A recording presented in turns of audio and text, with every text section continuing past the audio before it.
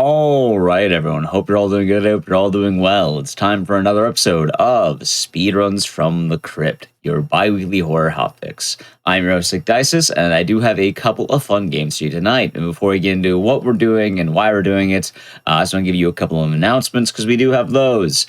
First, GDQ 2025 will be live from Pittsburgh, Pennsylvania from January 5th to the 12th. Registration and hotel booking are now open as well. The schedule is now out. You can find more information on that at gamesdonequick.com/schedule, and you can check it out and let us know what you're most excited to see. As well, for other upcoming events, we do have the next all-women and femme speedrunning event, Frost Fatales 2025, which will be live from March 9th to the 16th. Submissions are currently open for that until the end of the day, Sunday. As you can find more information at gamesdonequick.com/framefatales. Alrighty, so we're in the middle of November, and we've done this, I think, pretty much every year, and I'm a man of habit. It's fun to have these, and I like the holidays. We've had Halloween. Upcoming is about Thanksgiving. I think about the time this is on YouTube, it will probably be either close to Thanksgiving, if not Thanksgiving. So I like the idea of family-based horror games. I think, by the way, next month, another game we're probably going to have. But I like the holidays. I think it's a special time of year that we can all, come together. So today's focus essentially is, family for Thanksgiving. That being said, we have two games for you. We have one of the classic games. It'll be Silent Hill 1 in a moment. I'll tell you more about that. And then we also have Resident Evil 7 on the hardest difficulty. Anyway, to kick things off, if you've never seen it, this is one of the OG survival horror games. We have Silent Hill 1 Any% with Death Tropes. Take it away. Thank you so much, Dices. Hey guys, I'm Death Tropes. I'm doing Silent Hill 1 New Game Easy or New Game Any%. There's a couple really cool skips involved in the run that are about at the halfway mark and then right near the end. But we're going to get started here right when I select Easy. It's going to start. We're going to start here in 3, 2, 1, and go. So first off, Harry Mason's here. He was with his daughter traveling. They had a car crash, and now his objective is to find her. That's kind of where our story starts off.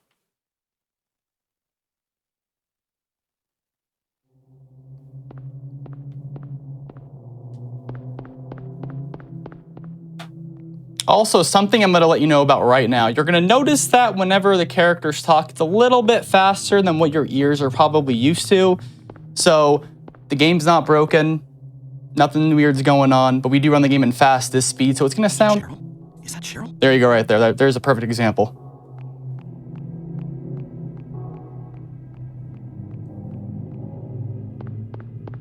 Where are you going? Hey, wait, stop. And we're off. So right off the bat, we have some cool tech here. So we're going to make Harry Mason stop right at the side of this sidewalk, and we're going to do a little bit of a, not really a skip, but we're going to get some free time. Basically, we're going to have the game push us up a few steps so that we save essentially like 2 seconds, but nice little time save you got. That's really free and easy to get. But yeah, we're just following Cheryl now down this brightly lit, non-scary alleyway.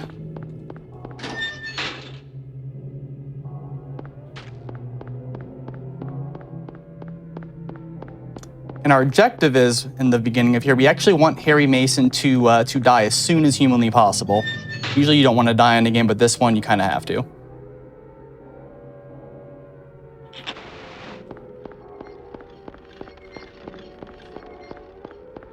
Totally normal alleyway. Nothing weird going on. Don't even pay attention to the music getting louder and creepier. Now this is a little bit of RNG here. What's going on here? We're gonna move around here. We got grabbed right away. That's actually really good RNG.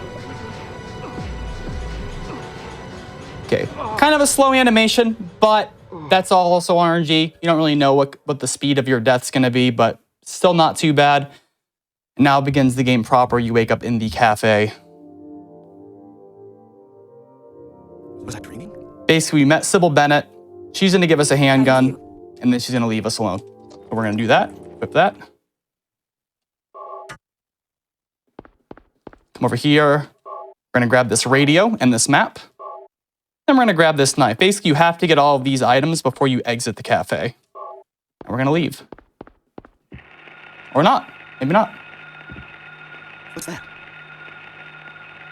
Huh, radio. What's going on with that radio? Totally normal way of speaking, by the way. This is also a little bit of RNG. This bird can take 3, 4, 5, or 6 shots to kill. And you have to kill it. 1, 2, 3, 4. 5 shots is pretty normal. This is not Pretty normal. 4 is good RNG. 3 is rare and amazing RNG. 6 is really bad RNG and pretty rare to get. And we're going to get our radio and leave. Now, Harry Mason is on his quest now to find his daughter, Cheryl. You're going to hear the name a lot, I promise. So if you've played the Silent Hill 2 remake, as I'm sure a lot of you people have at this point, there is a beginning area where you kind of run around and grab items to progress through the game. The beginning of this one is similar. It doesn't take quite as long. It takes about, I don't know, 10 to 15 minutes to grab everything you need before you can go to the first major area, which is the apartments in Silent Hill 2. And this one, kind of the same deal. We're grabbing some various keys we need to go through a door that we're going to get to here in just a few minutes. It doesn't take 10 to 15 minutes, though, so don't worry about that. We'll be out here for about 5 minutes, something like that. Nothing too crazy. But yeah, a lot of this opening area in Silent Hill is just Harry going around, grabbing keys, setting up the environment, setting up the story. So you guys get to listen to the beautiful sound of Harry Mason's feet hitting the pavement. Which I know is a form of ASMR for some. Here comes our second key, though, in the back of this cop car.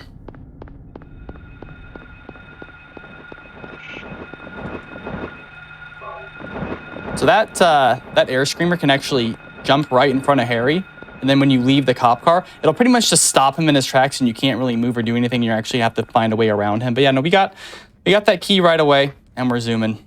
We're on our way.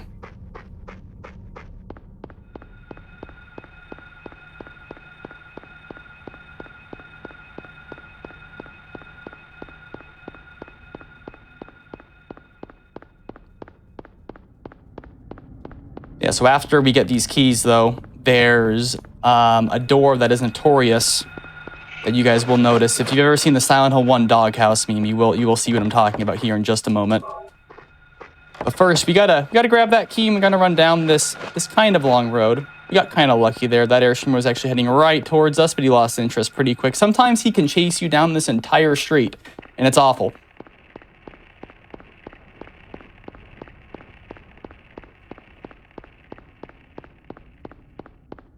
Again, the opening, not too much going on, but once you start getting to the dungeon areas, like to call like the school and the hospital and everything after that, it gets very, very quick and fast paced. But again, you got to start somewhere.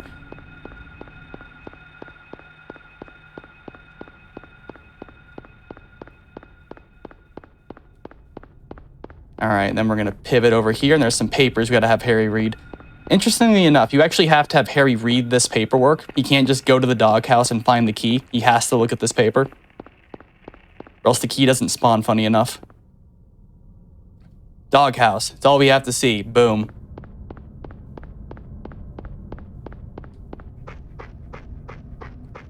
Again, you've all probably seen this meme. There's a doghouse here. I don't see any sign of a dog, though. Grab this key. And we're on our way.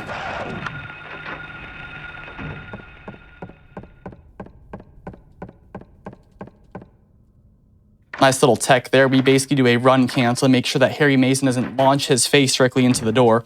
This game has a really interesting mechanic where if you're running at full speed for about 10 seconds or more, something like that, Harry Mason will actually run his face right into a wall, and you'll lose about 2 seconds by doing that every time.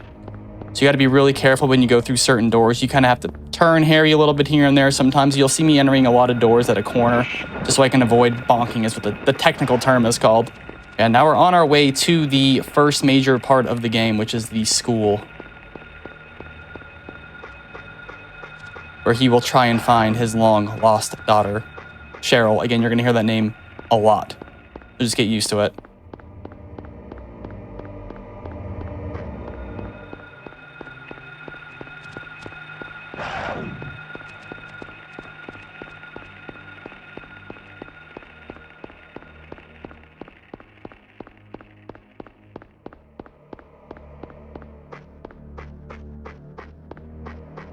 All right, and here we are.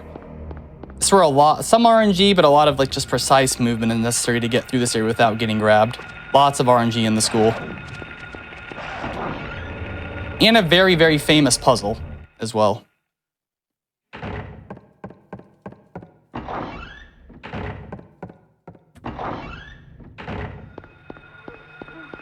The second time we're seeing the gray children.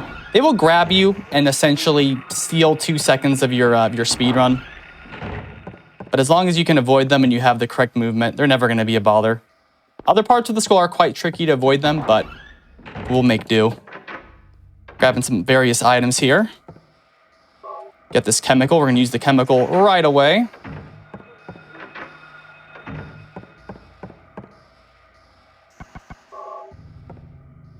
First medallion. There's 2 medallions we have to grab in the school. One's the gold one, the next one's going to be the silver one.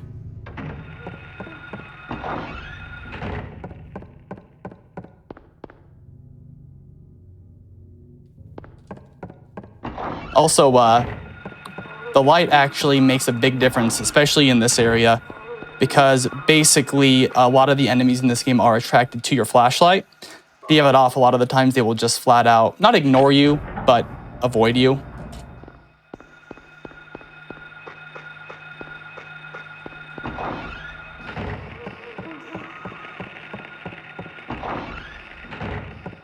All right, here we go. Piano puzzle time. If you played this game, you know exactly what I'm talking about.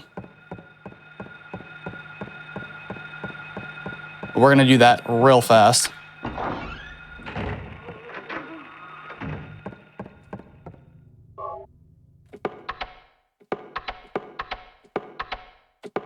That's it.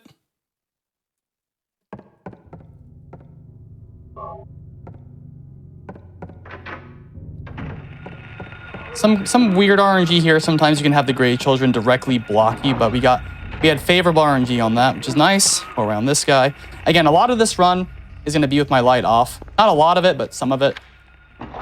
But if I turn my light off, it's for a good reason, I promise. And yes, it does make it harder to see things. Okay, second medallion's in place now. We're going to finish up our first school area.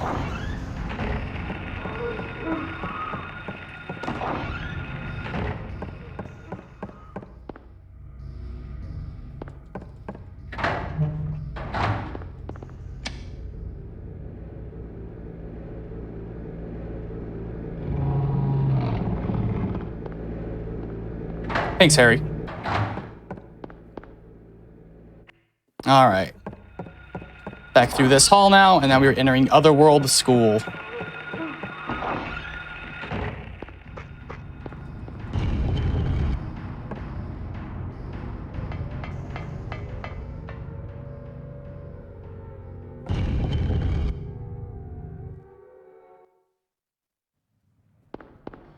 All right, so we're back in the school, but it's going to look a little bit different than it did about 2 minutes ago. A little bit more rustic, as you guys probably are not expecting. Yeah. So grabbing various items we need while avoiding certain enemies that will surely not murder us. This whole hallway is with the light off. And the reason for that is there's 2 gray children here who will usually avoid you. Sometimes they will grab you, but it's totally RNG. There's the first one. There's the second one. Then we're going to start turning here, and we're going to avoid that one.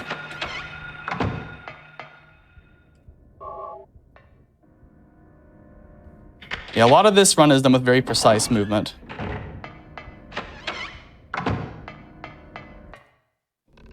Let me pick up the only other weapon we're going to use this entire game. Just the shotgun.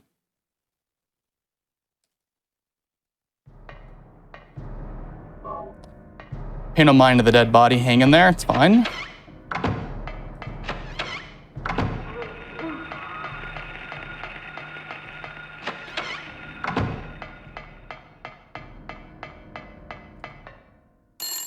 Little cutscene there. We're going to skip that. We're going to grab our ball, which is a very, very famous item in Silent Hill 1.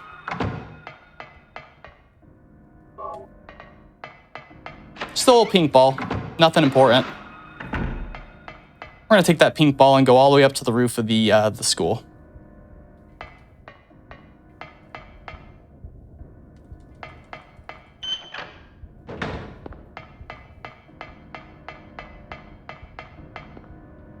go. Right in there.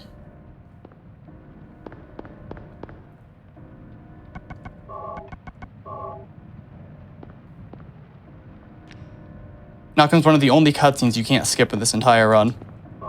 Thankfully, it's only like 10 seconds, 15 seconds.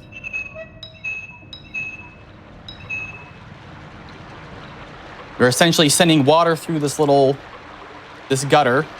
We had to block it with the pink ball to get a key that will go down to the first floor.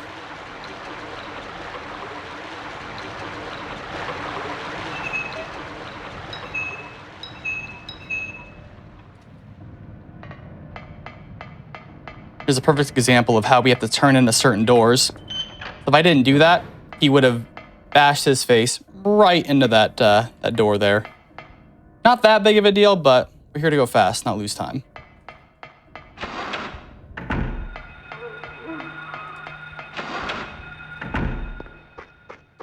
Gonna grab this key, then we're gonna skate on back through the door, like so.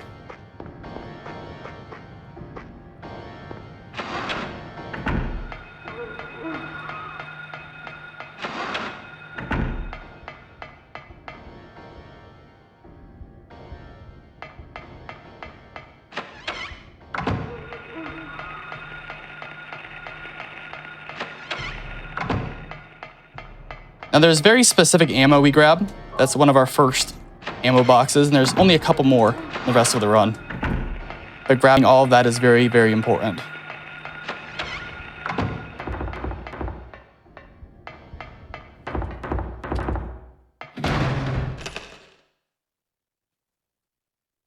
Should have warned you guys about the jump scare. Apologize. We're gonna grab this key and leave.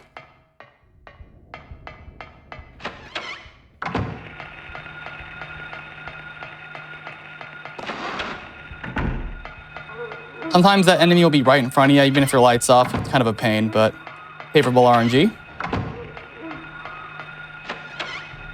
If you've never played this game also, the movement is actually pretty difficult to get used to. I like to tell people that Harry Mason, how do I describe this with Harry? He does not control very well. It's kind of like driving a boat, I would say, but on land. That's how it feels to control Harry Mason.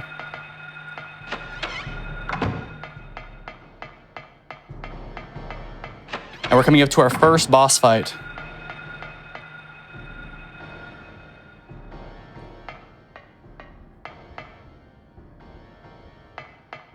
First, we gotta move some valves, though.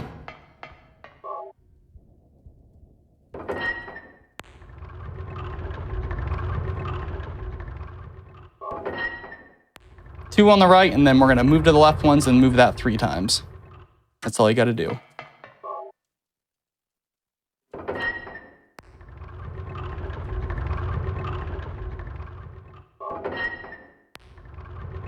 And one more, and then we're going to be going to our first boss fight, which is Splithead.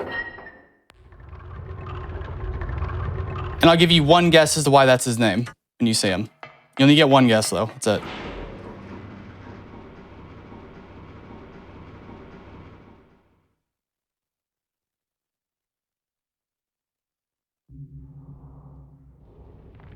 Tough fight coming up, though.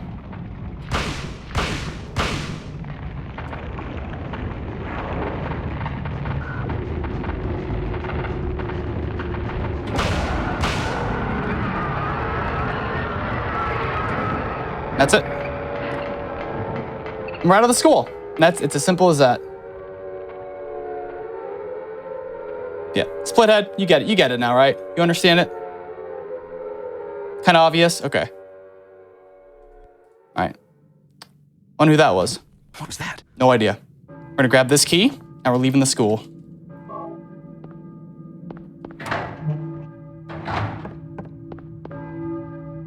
Now Harry's like, where's that bell coming from? I hear a bell? There we go, church bell. Let's go to the church bell. That is our next objective. Again, still hasn't found his daughter. But Harry is a family man, so we're gonna keep going.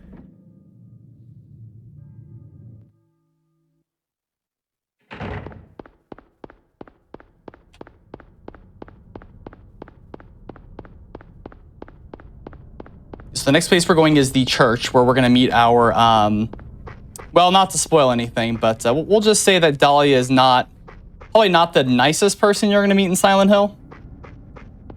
But I'll let you guys make your own distinction if you're not familiar.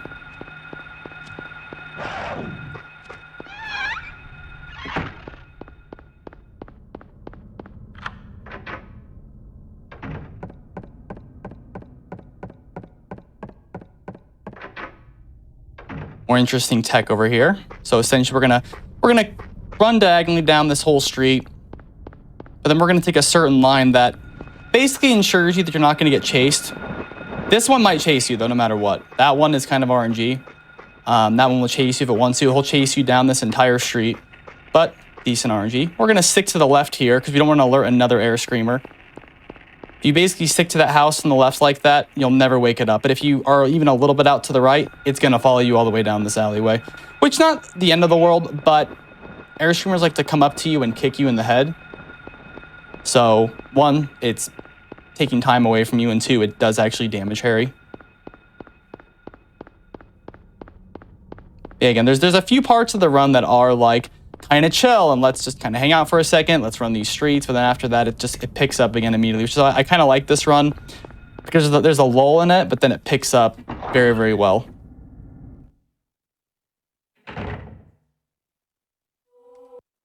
This is where we meet Dahlia Gillespie. Were you ringing that bell? Here's the famous line.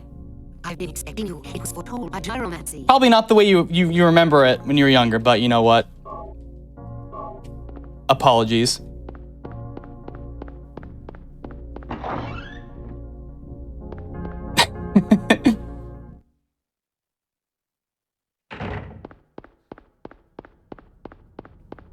If you've ever seen a speedrun of this game, you know what's about to happen next. It's called the bridge control room, and the movement in it is a little bit frustrating. More so walking up to it than the actual act inside of the bridge control room, but it's kind of a pain.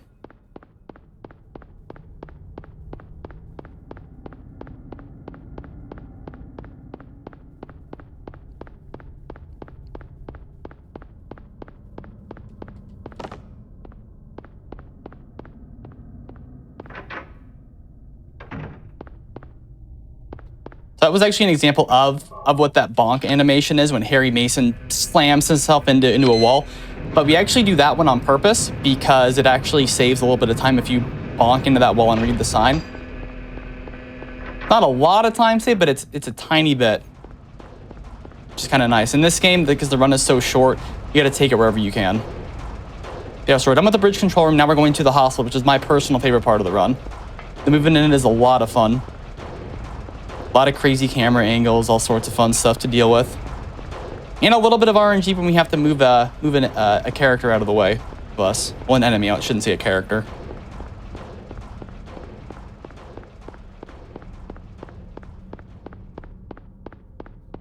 But so far, we are totally unscathed in this run. I probably just jinxed myself, but it's fine. We'll deal with it.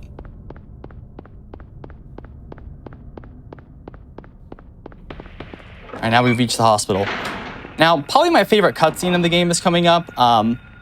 This gentleman is going to be holding a gun at Harry, and I want you guys to see how bad of a shot he is.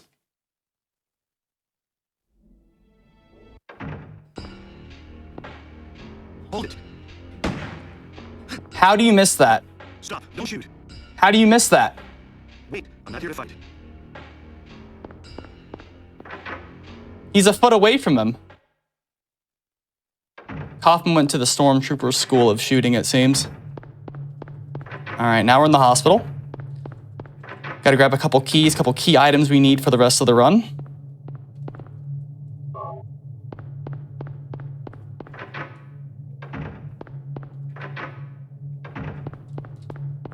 Nice. Good job, Harry.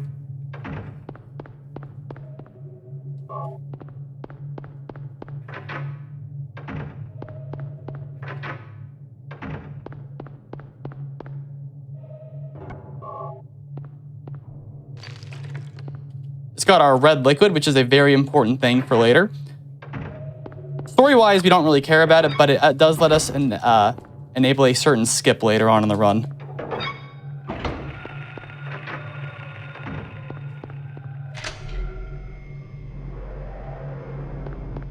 All right, now these elevators coming up that Harry goes into, this is probably another pretty tricky part of the run as far as movement goes. We're going to basically exit out of this elevator and re-enter it again as fast as humanly possible.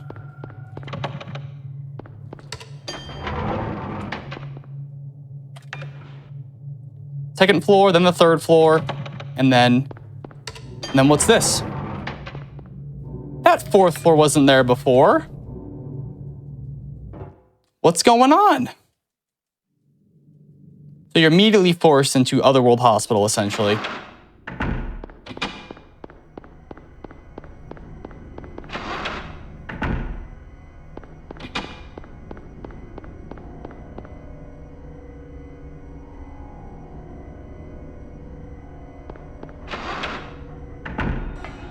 Our first objective here is we have to grab all of these colored tablets. There's 4 of them. We've got our first one.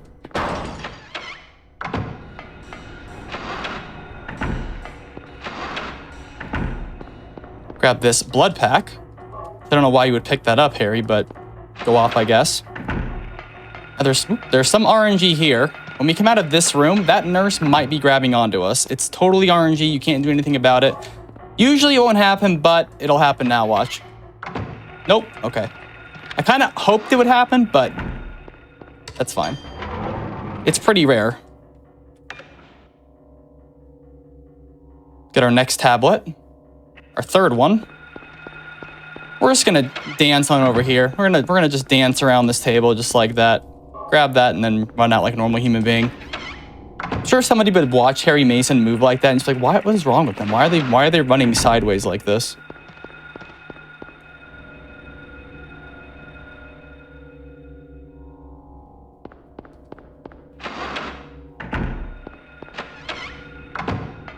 Grab this lighter and quickly run out before this lady stabs us. There we go. Cool tech here. So we're going to run in here, take 1 step forward, and then use this item. The game wants you to run up to this thing of tentacles, which it's just a bunch of tentacles, and use this item here. Now you can just use it after being inside the room for like a frame, which is pretty cool. We're done there. Now we're going to use all these tablets that we just got. And then hopefully we're going to get a really nice thing called nurse skip. Put these in here first in a very specific order.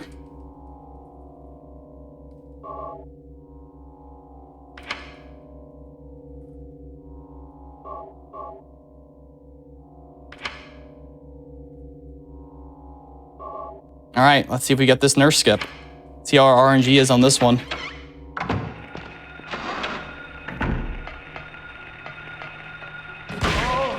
There we go. That's how that trick is done. Get this key, and then we're gonna skate on out of here, run out. Boom. Grab the disinfecting alcohol, and then leave. Sometimes that nurse will also run in front of you and just hit Harry a bunch of times. Totally RNG, you can't do anything about it. But thankfully, favorable RNG. Now we're in the basement again in the hospital.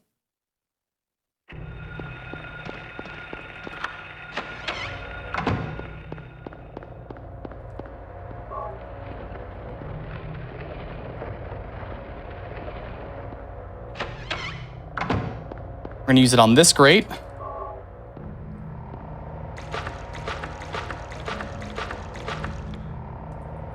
Then use the lighter. And we got dark fire. So dark fire is essentially just a little bit of a mechanic where if you turn your flashlight off right when you use the lighter, you'll get dark fire, which doesn't do anything for your run, but it just looks really, really cool. Now we're in the super basement of the hospital. Past these nurses. All the way down this hallway. What's this? What's this? Why, it's a key. Now we leave.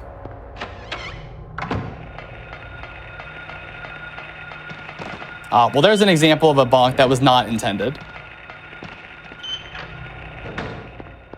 Harry will just kind of force himself into the wall and then stand there for a second. It's quite fun.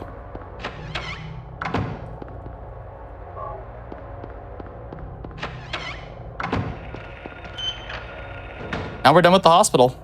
Now there's a little bit of awful RNG here, give or take. Now it's the placement of this doctor coming up. He might be in your way, he might not be.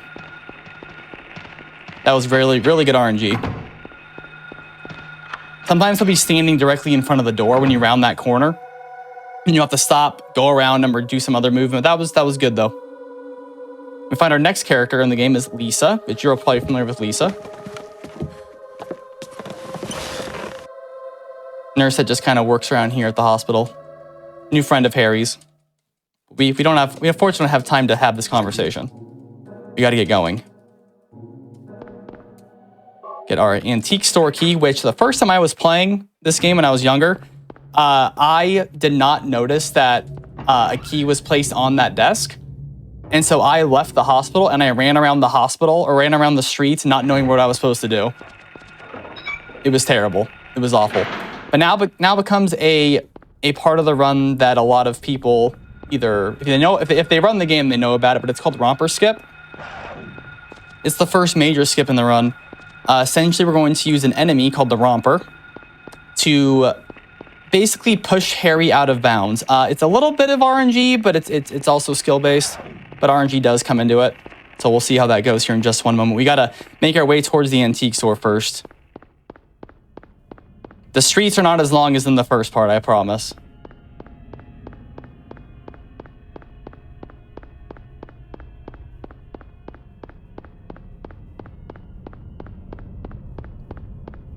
But we're gonna see how this skip goes.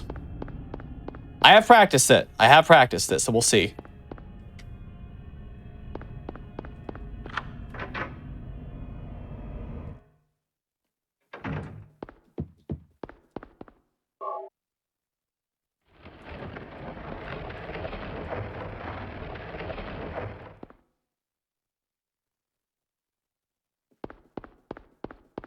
Down the spooky hallway that he has no business being in the first place.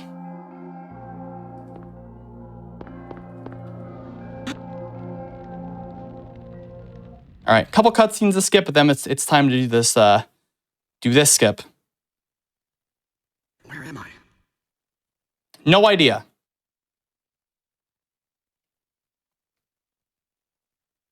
Was that another dream? All right, here we go.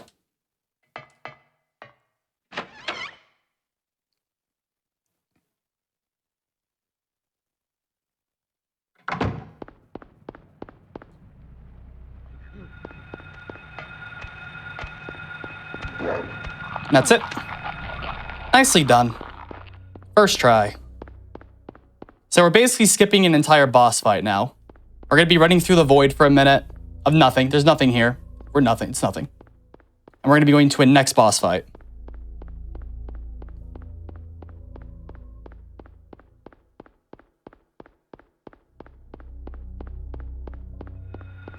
Curve over here a little bit. And we're going to do what's called stumble. We're going to fall just around this into the trigger for the door. Or we're not going to. We're going to miss it completely. That's okay, though. That's all right. I was off by a tiny bit. Tiny bit. It's fine. We still got the major skip out of the way. It's okay.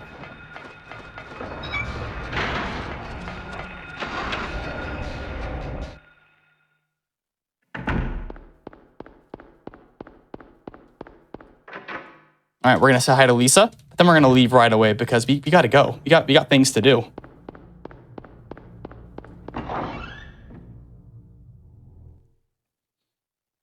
We're gonna come up to our next boss fight, which is Float Stinger.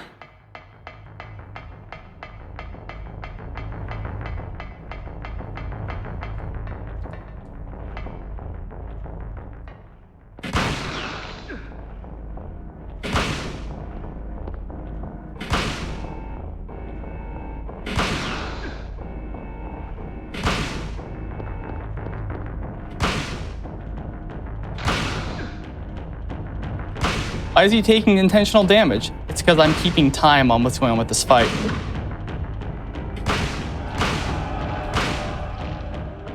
So basically, it's tough to explain this boss.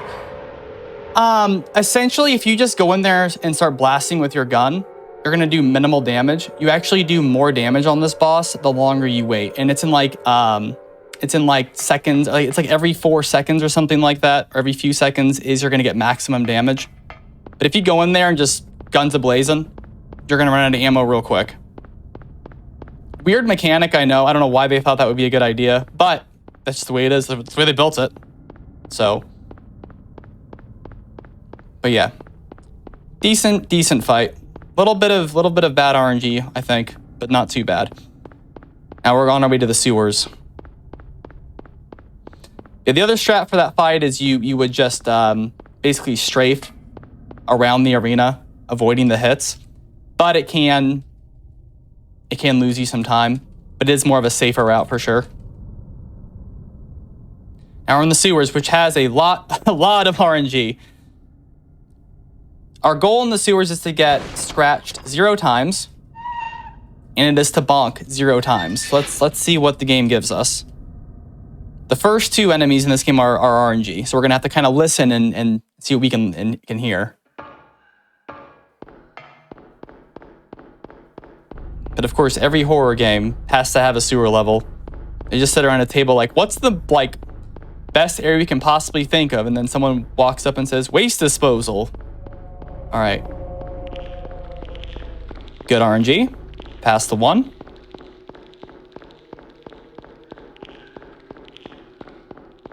Not good RNG on the second one. I should have gone to the left a little bit, but that's fine. Hopefully we don't get hit on the way back.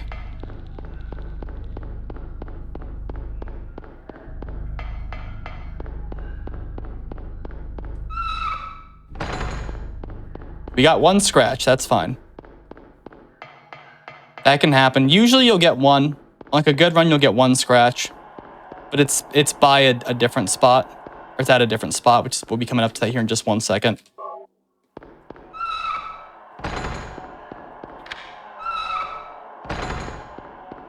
Surprise from above, no thanks, I'm good.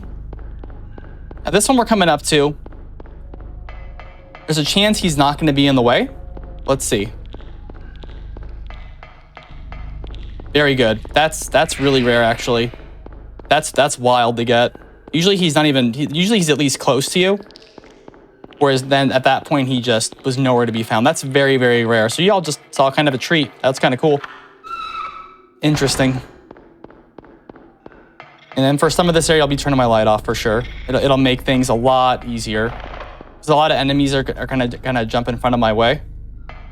Whereas if I have the light off in certain spots, they're not even going to be around. They'll be around, but they're not going to jump in front of me.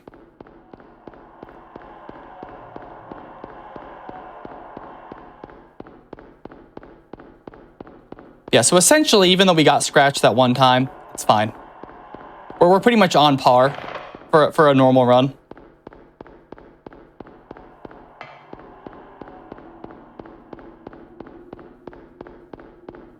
This guy sometimes jumps in front of you too. Nope, we're good. No thank you, sir.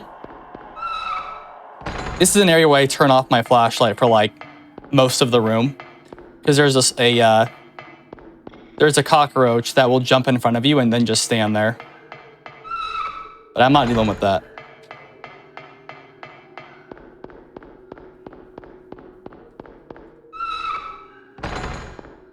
We're gonna grab this key, which is the whole reason we're in this long, huge area in the sewers, just to grab a key. And of course, nothing will happen to Harry Mason down here. Maybe I'm wrong. Okay. We gotta leave. We gotta go. We gotta go. So they'll just kind of chase us through the rest of this area, but it's pretty much not a big deal because we're just gonna beeline straight for these doors that we know where to go. Gonna turn my light off here so that the bugs don't jump in front of me and either hit me or waste my time. The only thing that doesn't care about lights in this run, I know the dogs don't. They will attack you even if your light's off. And then I believe that those enemies also don't care about your light. The enemies that do especially care about your light are the gray children, the the air screamers that you've seen, and the romper. That was the enemy that pushed me out of bounds. Now we're outside the sewers, and we're in the resort area. And we're going to run down this fence for just a minute, and then we're going to hope this romper that hangs out beside the fence is not going to chase us. Because I guess most runners don't get this. I have the bad luck of having this guy chase me down the entire street. He's coming. All right. He's leaving me alone. That's great. He followed me earlier. That was fun. I did a practice run earlier, and he basically followed me from that spot all the way down to here. Didn't get jumped on, but it is likely he's going to jump on you and just waste your time and take your life. But nope, this run's going pretty good.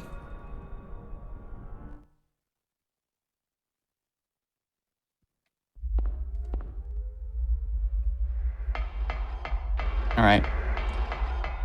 All right, this is one of the last parts you'll see these streets on. Well, C is not the word I would use.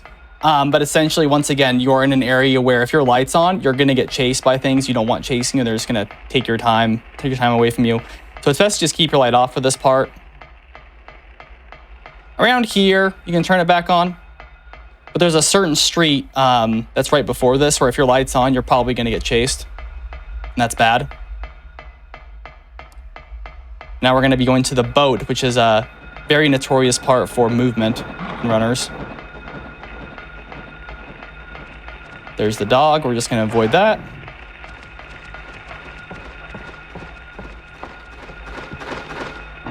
Not too bad. Not too bad. If you're going at full speed and you don't turn correctly, you're going to bash Harry's face right into that door. Sybil. All right, now we're going to go into the docks area, which this is a lot of RNG here. There's a romper that sometimes likes to hang out right at the top of the staircase. And if you get jumped on him, it's something that us runners call top of stairs. And it seems like we have favorable RNG. Very nice. Yeah, you'll just get straight up tackled. There's nothing you can do about it. Also, please forgive the FPS in this area. It's just the way the game is built. It basically runs at like 2 FPS for a second. Just how the game is. So I apologize. But again, it came out in 1999. So give it a break, all right?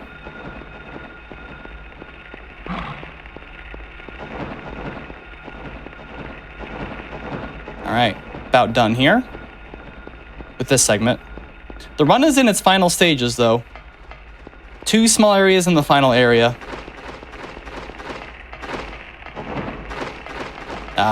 It's okay. It's all right.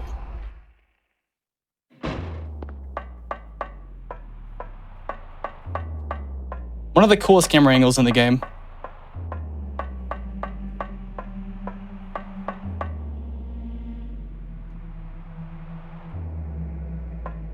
We're going to go back down because he found literally nothing up here.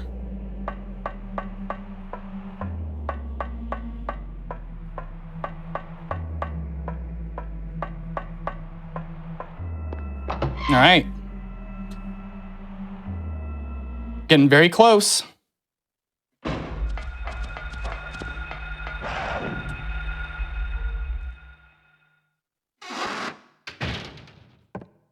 Nice chair. Nice chair.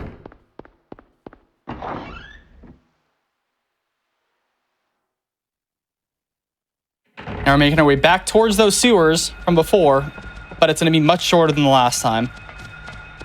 Hello? Sometimes that dog will just kind of run with you for a second. That was fun. You can also just straight up jump on top of Harry, so that was kind of scary, actually. Also, we have one more skip coming. It is one of the more hilarious skips that you'll see, probably ever. Fair warning. And usually I would just skip it right away, but I feel like I have to show it because it's really funny looking. We gotta go rescue Sybil. We gotta go rescue Sybil. We gotta go. But you'll see. I won't spoil it, but you guys will see. If you haven't seen it before, you're in for a treat.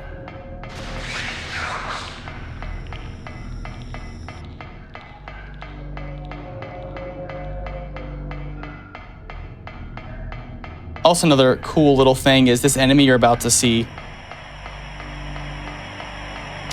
That's the enemy that is in the Japanese version of Silent Hill.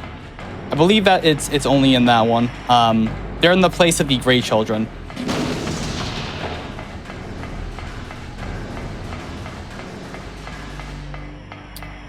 Those are the mumblers. All right, here we go. Here comes this really, really funny skip.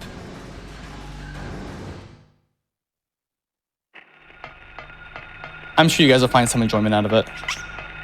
What's that? Oh, I guess we'll just use this random item on this random thing.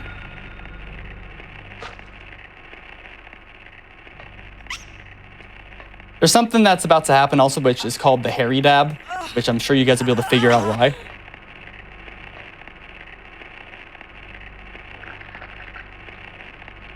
And no one has any idea what's going on. It's fine. And there's the Harry Dab. Sybil. Wake up. Snap out of it. Sybil. Harry, what happened? All right, so that happens when you use that, when you do that skip there. Essentially, you're using the Aglophidus, the red liquid, on the larval stalker, because it kind of shares the same model as Sybil. Because in the game you use the Aglophidus on Sybil, and that's how you basically save her in the game. But yeah, so it messes with the coding of the game, and it kind of just makes Harry Mason freak out for a minute. I'm glad you guys enjoyed that. It's one of my favorite parts of this whole run, for sure. Yeah, we're on the final area now. It's not too long of a run. Again, older games are usually shorter. Yeah, so we're in a place called Nowhere now, and in Nowhere, essentially, there's a bunch of different areas combined into one. That's like the easiest way to describe it. Like there's areas from the hospital, areas from the school, the antique shops in it. Yeah, it's basically a conglomeration of like a bunch of different areas. Yeah, so we're gonna go use various items we just grabbed. We just grabbed a screwdriver and some pliers because Harry Mason's a dad, so essentially he will know how to use that stuff. So we're gonna use the pliers here. Just a random faucet in a room. Why? Who knows?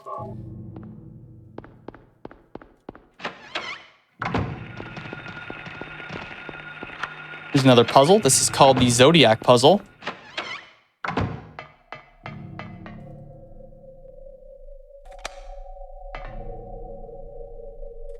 Oh, thought I hit it. There we go.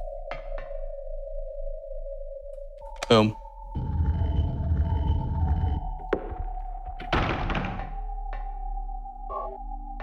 Grab the Stone of Time Loss. That's what it's actually called. Look it up. It's called the Stone of Time Loss. This puzzle is alert.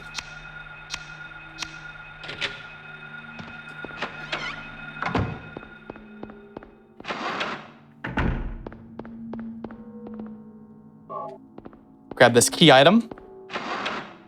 And I'm not going to show it because this is really sad. But if you played this game, you know what happens here. All right? Not going to show it. Not going to do it. Not doing it. I told you I'm not doing it. Not doing it. If you haven't played the game, play the game and find out for yourself what happens there.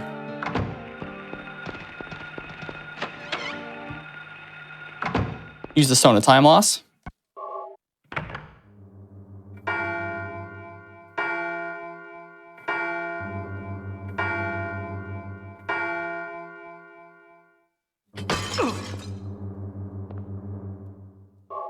Get this key and then leave. Now becomes our final puzzle. Well, I mean, not the final puzzle. Could be considered the final puzzle, but it's called the light puzzle.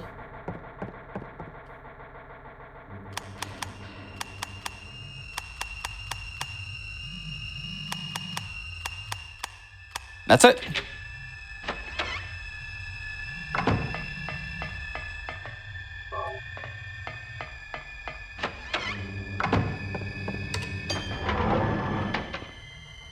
Back to the second floor now. Hopefully this nurse falls forward. And she did. You might also notice we're grabbing various religious items. You may or may not. It's a little bit of tidbit. A lot of this stuff in Silent Hill is based off of real-world occultism, which is something that's really interesting about this whole series. Let's grab this key.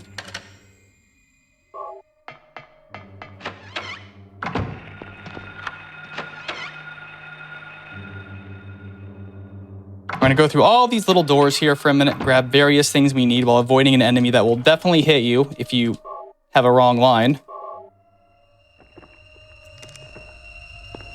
So if you don't put that ring on that refrigerator after grabbing that knife, you will just be killed instantly. So if you play casually and you don't know that, don't leave without putting that on there. Serious, don't do it.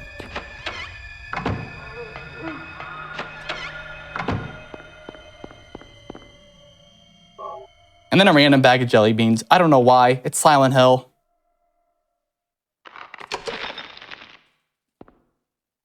Come up with your own story.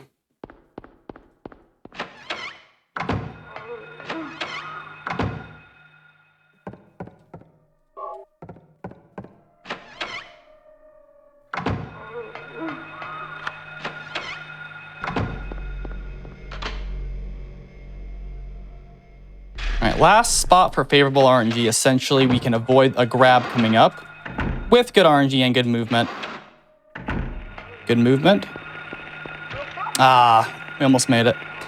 So that's a cross between RNG and movement there, but we didn't get the dodge. Not a big deal.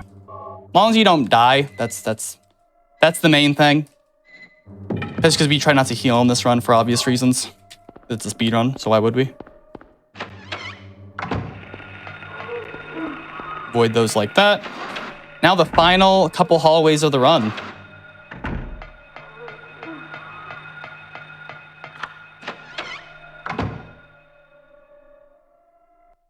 Grab one more item.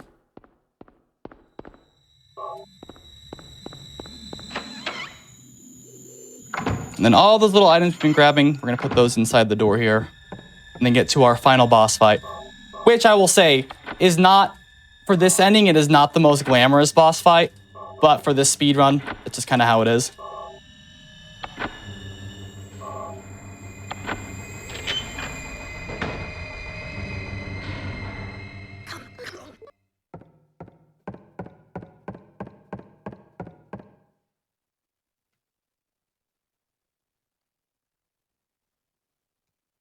All right, it's actually pretty tough, though, so I need absolute silence during this boss fight. And times will be coming up here in 3, 2, 1, time. That's it. Silent Hill 1 80%. GG. Thank you, thank you. Also, I'm gonna say it early, but if you want to let the little song at the end play out with the little blooper reel, you're more than welcome to. Okay, I will. I usually don't watch that, but I think I will. Thank you. It's a little fun thing. We have the time. It is for sure. I think I finished a little bit ahead. Can't be. Can't leave like this. This can't be happening. Cheryl! Fortunately, the Cheryl! blooper reel is not sped up. that would actually be pretty funny, though.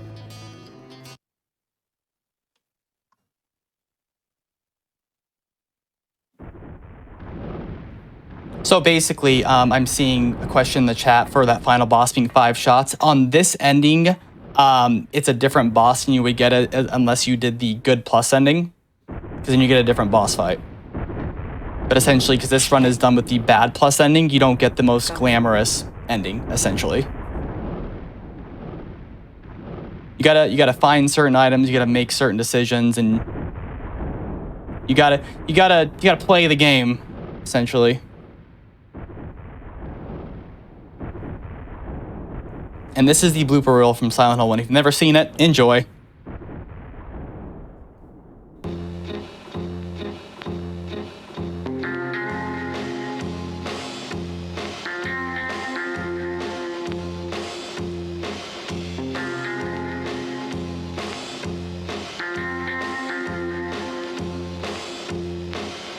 It's ridiculous.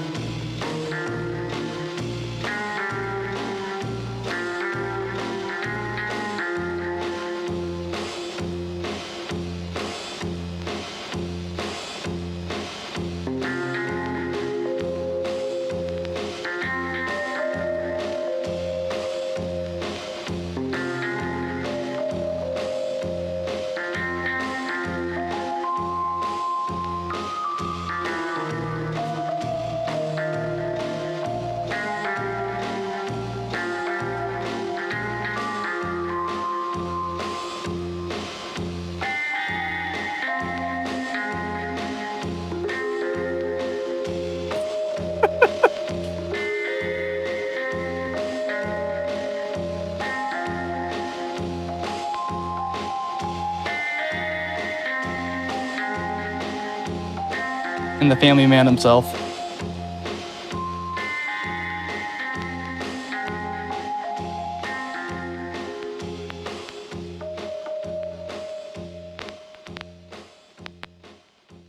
All right, let's see the final time.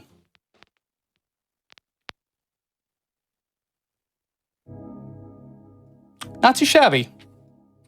For this run, not that bad. 30-34 is pretty good. But yeah, that's Silent Hill 1. Solid stuff. Before we do move on, I have a couple questions for you. One, do you have any shout outs you want to give? And two, if anyone wanted to watch more Silent Hill or to find you, where can they find you? Okay, thank you. First off, few shout outs. Honestly, Clock Tower, which is the Twitch team I'm on, they're all awesome people, great horror streamers. Everybody in the Silent Hill speedrunning community, that includes Silent Hill 1, 2, 3, 4, the remake, all that stuff. You guys are awesome, so thank you.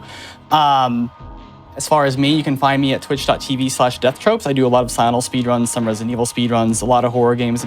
Basically, horror speedrunning channel, like 24 hours a day, 7 days a week, basically. All right.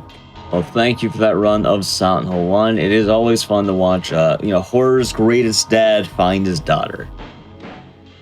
That being said, we do have one more run for you all tonight. Before we get to that, we will have a break. Before that, I do have a couple of announcements for you. One, we do have an official GDQ Discord and Hotfix role where you can find more information on upcoming events, talk with staff, and more.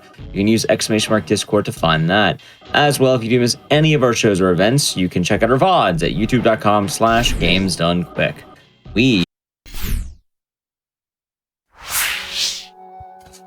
All right, everyone, we are back from the break. Hope you're all doing good. So this next game is one of my personal favorites and will probably be here every single year. There's a few shows I do, every year around certain times that are just, it's fitting. It's a part of the holidays, right?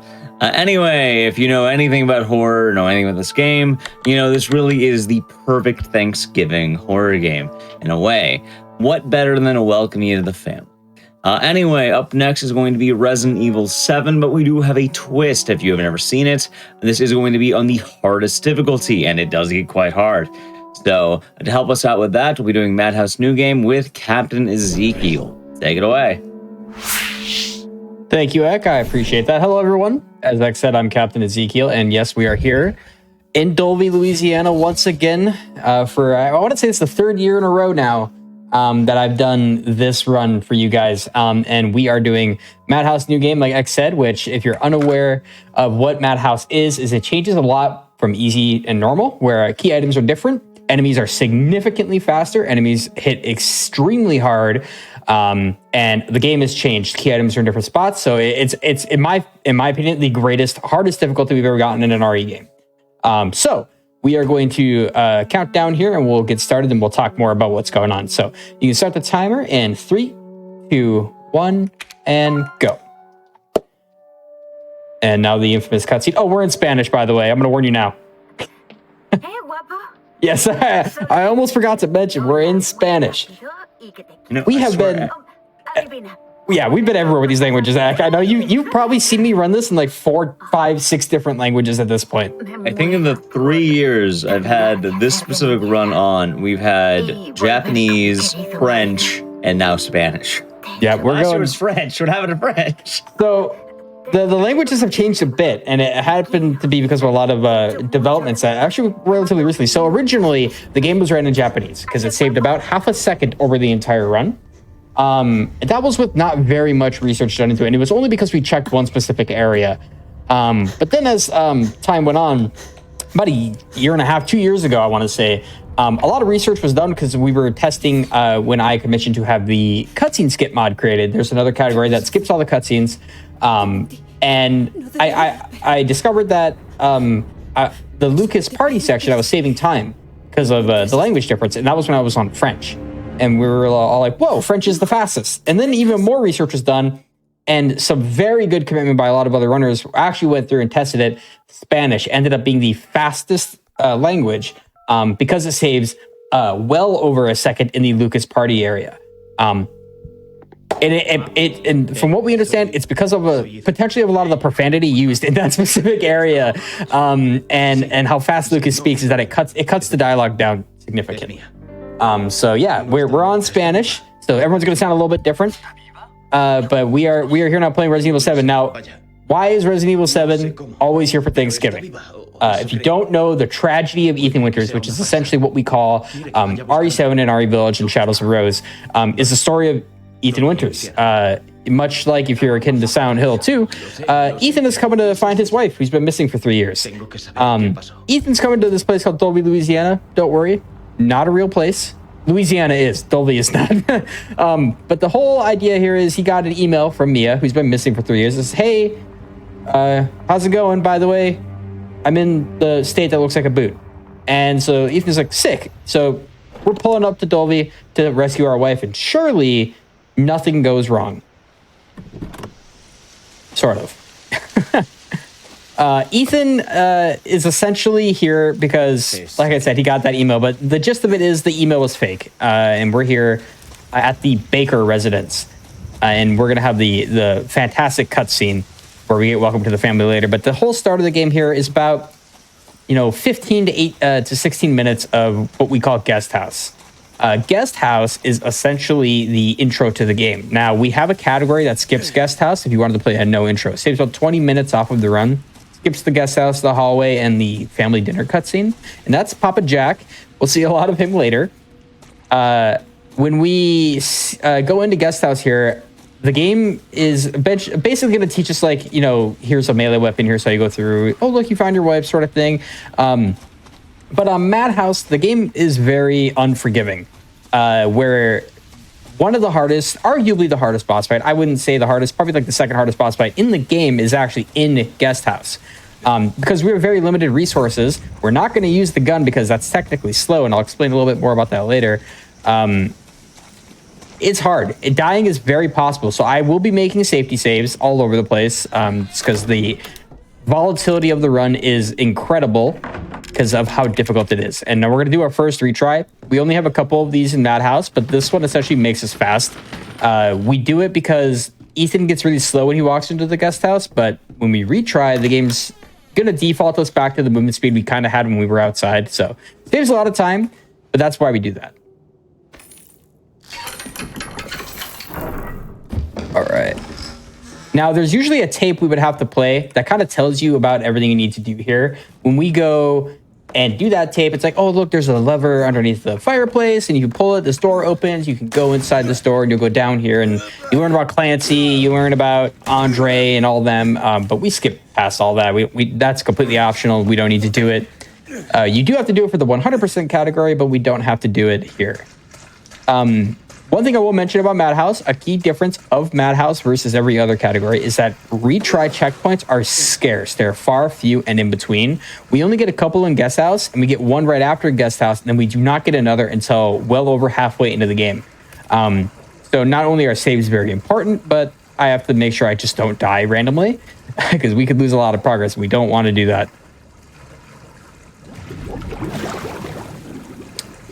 All right, there's a body that's supposed to pop up out of the water here when we go underneath here. But fun fact for all those who don't like jump scares, if you can't see it, it can't hurt you. So we're going to actually face the wall. You hear the bubbles, and now we skip that. That seems about 3.5 seconds or 4, something along those lines. That is a very nice little skip we get to do. We're going to grab these bolt cutters. and now we're gonna find our wife. And that's it. We beat the game. We found Mia. Game's over. Thank you all for coming. We are about an hour and a half under estimate, and I appreciate everyone. Thanksgiving. Yeah, we did it. We found her. If only it were that easy. The reason why we have a category to skip guest house is no one likes this next part, and totally understandable. I am probably the runner. I say probably. I am the runner with the most hours in this game. Between Steam and what is called Sarah D, I probably have well over 4,000 hours. And I have spent half of those walking behind this lady right here. This is Mia Winters. This is Ethan's wife. We kind of have to just walk behind her in this massive force field she creates around her, which does not let us pass. So we're waiting for Mia. I'll talk about a couple things. One is menuing. Very big deal. Very, very big deal, especially in Madhouse, is navigating the menu. So we have a real-time menu here, which means that the game runs while I'm in here, right? So I can go in and move and do whatever I need to do. So minimizing the amount of time we have to be in there is going to create time saves. So there's going to be a lot of menuing and stuff that I do explicitly to save time. So it might look like I do it really, really fast. Sometimes it is, and sometimes it isn't because of certain areas and certain enemies. We have to menu while there's even in boss fights, right? You'll see that later. So menuing is a very important part of this run in all categories, but specifically very important in Madhouse. Another thing I'll talk about is Parody and Steam. So Steam obviously is the Steam version of the game. That's the uncensored, normal version of the game that you have probably played if you played the game. What I am playing on is the Windows Store Sarah D version. Now we do some finagling where we switch our region over to Japan and we buy the game. You can buy it using US dollars in the normal Windows Store, but we buy it and then we switch to Japan for our region and we install the game. And now what this does is installs the censored Sarah D version that was released in Japan. The reason we use this as the primary category is because it saves about 23 and a half seconds over the whole run. Because certain things are censored out. You actually see the first section of that coming up of censorship, but you'll notice it looks a little bit different when I get to those parts because we need all the time save we can get.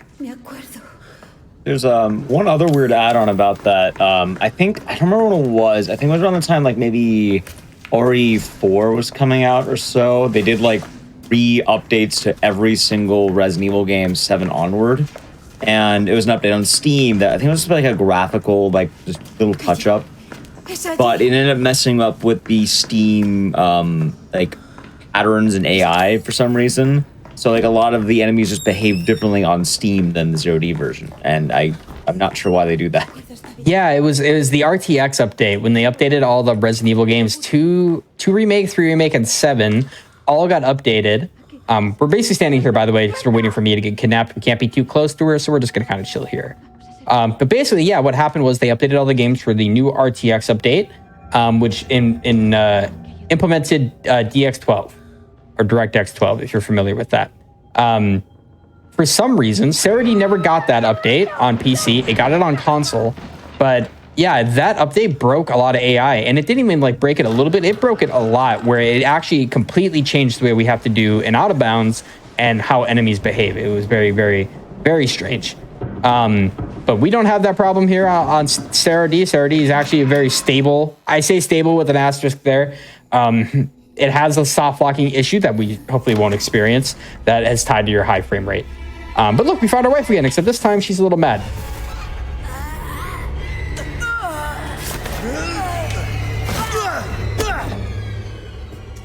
So Mia is obviously not normal. She's a little upset. You'll notice this on Madhouse. Even in these predetermined cutscenes here, we take even more damage, even in cutscenes. So we're gonna get put down to 1 HP here by not defending ourselves. Still faster than to actually defend ourselves. You lose all the time for it. So we're gonna let Mia beat us up. And what this means is after she's done, we're actually gonna go into the bathroom and get some heals, and then we're gonna start the Mia 1 boss fight. Now Mia 1 is a tricky fight because we get the axe, and that axe is gonna carry us through all of Guest House, but Mia 1 is not very tanky, but she is very strong. So we're hoping to kill her as fast as we possibly can without getting completely slapped around. On Madhouse, Mia can kill you very, very quickly. So we're hoping to kill her in a 1 or 2 hits which will end that boss fight pretty fast. So we're just gonna let her knock herself out. And I'm gonna get up and go into the bathroom and grab a couple drinks. We're on a timer anyways to wake her up, so we have time to kill. We're gonna run in here, grab both heals, top ourselves back off. Now we're just gonna kind of stand here for a second and let the timer run down. If we run too early, it resets the timer. So now we're gonna walk up, go underneath her, or over top, we're not underneath. That should wake her up. Okay. Now Mia's gonna throw us into this room. We're gonna grab an axe and hopefully kill her fast. This is kind of a scary fight, and the second one is too.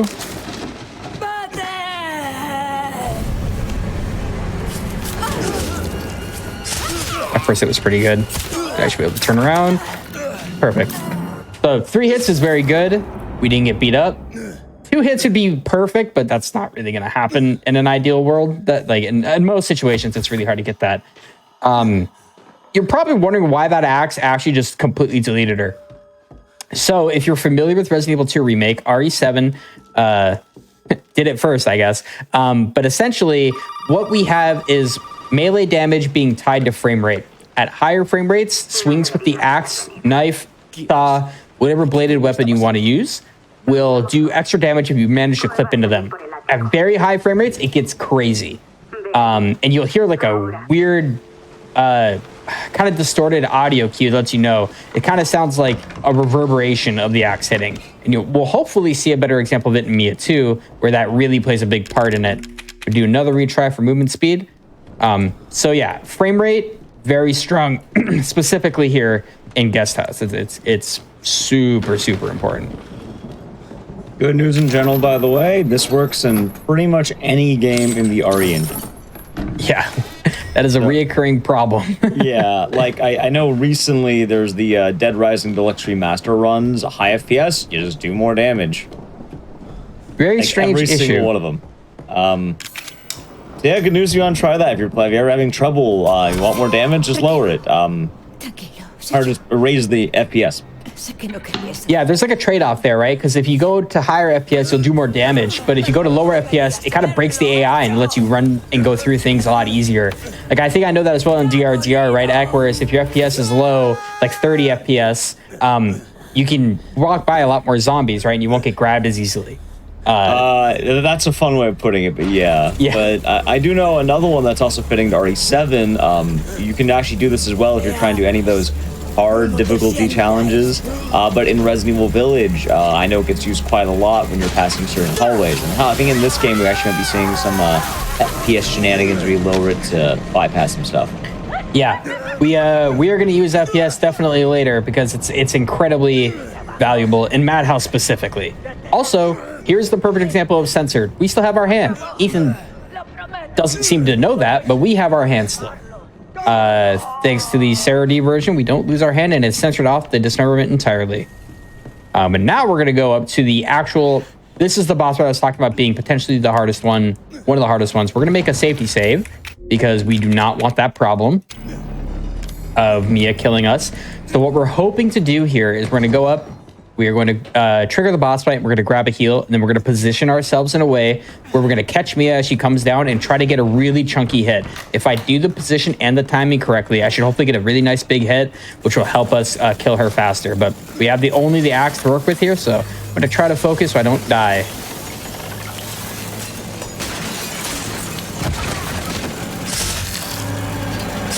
Oh, that was beautiful. Two very good hits. A 2-hit Mia on Madhouse is so good. 1 hit is possible if your frame rate's pumping enough. What I'm going to do is I'm going to lock my frame rate now. The reason I'm doing that is I'm turning VSync on to lock it at 240 is because the high frame rates, the game will start to break. And by not just break, but it will soft lock. So we're trying to avoid that from happening. And now we're waiting for Jack to welcome us to the family.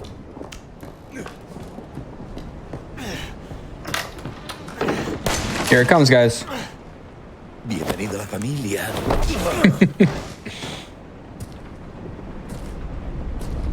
We love this guy. One of the greatest antagonists in any Resident Evil game ever. I love Jack Baker so much. That's my guy. He's a very terrifying enemy, and he's especially terrifying here on Madhouse because he is ungodly fast. It isn't that they just made him faster; they made him too fast. They literally just took his model and they're like, let's just make that 300% speed and let's just make it horrible because the damage he does is just absurd. But now we're here at Thanksgiving dinner. I hope everyone is ready for stuffing and turkey because I'm sure that's what we're getting here at this very beautiful dinner table we're about to see. Also, it should be mentioned for lore fans, it's at this point where Ethan Winters is officially dead. Correct. Yep, Ethan is dead. A lot of people ask, hey, when does he become the mold man? Now he is the mold man. And we invited a mold man to Thanksgiving. Yeah. Make sure to invite your friendly neighborhood mold man to Thanksgiving. Yeah, that lore is always funny because a lot of people aren't sure when Ethan dies. He does die there when Jack steps on him, but there's a lore that's actually in like the tragedy of the Baker family. I think it's what it's called, the Baker family incident report that is actually gotten in Village. That tells you about a lot of this, and Ethan dies there. But there's also an art book that tells you about the bathtub upstairs. We don't get to see it in Madhouse, but there's a bathtub upstairs that's completely molded out. The lore is that the Baker family takes people and they put them in that tub to mold them, to turn them into a molded enemy or as a member of the family, which is basically just a molded enemy, or they die if they can't handle it. Ethan goes up there and he survives it, and Evie ensures that he survives it, and he becomes who he is now, but he's not controlled anymore. And I'll explain more about why Ethan's not under control like the Baker family is here. So yeah, very fun lore there. Ethan has superpowers now. Yeah, but this is Jack Baker. That's Lucas Baker on the left, and the lady you just saw leave was Marguerite Baker. And we're gonna have a lot of fun with all of them during this run here. And fun fact, during this cutscene, you actually take damage from the knife that Jack pokes you with, and it is increased on Madhouse. It's like 2 damage on easy and like 6 damage on Madhouse. Also, I just want to mention, the Baker spread has, like, no seasoning. I think they have, like, pepper on the Yeah, they have one grinder. And, like, that's it. They're like, oh, those are hot sauce? No, those are cans of beer. It's like Dolby beer. It's like a Gator on the bottle. It's like apparently like an IPA. Yeah, they have some crazy stuff going on there. So now we're at one of the worst parts of the game, which is Jack in the hallway. We have no weapons. We have nothing to defend ourselves with. And there's a big burly man here at the end of this hallway. We need to get the key and we need to get out. So I'm going to do hopefully some funny movement. This is RNG whether or not he grabs. We're going to block that. He's going to probably try to swing. Oh, nope. His AI is AFK. He's going to follow me down this hallway, and we need to not get hit as much as we can. Block that. He's gonna follow us really, really quickly. You can probably hear his footsteps back there. I'm gonna close this door. Now I have to do this very smart so I don't get my leg cut off. So we're gonna face Jack, and I'm gonna face away so he spins me around instead of cutting off my leg. Then what I'm gonna do is grab these items over here. Hold on, that did not go as planned. Hold on, Jack. I need to get out of here real quick. Let me out. Get away from the hole, Jack. Okay, we'll go back in that room. I was meaning to grab those items, but I fell into the hole a little prematurely. We did not mean to go down here. We didn't get like cut off or anything like that. That went well. But yeah, we need to go back into that room. But that's okay. We can do that. We're just gonna do something extra funny here real quick. Let's see if this works. We can cheat here and get something called phone skip. Just like that. That again is another high FPS privilege.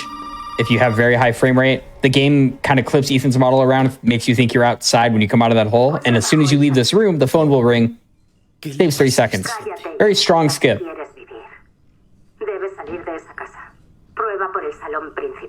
Vale. So this is Zoe, by the way. Zoe's the one who's been calling us. She's the daughter of the Bakers.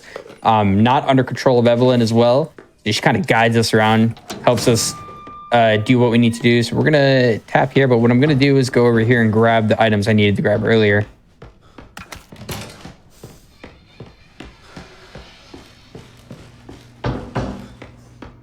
Then we're going to go grab this coin. And like I said earlier, Madhouse is a little bit different.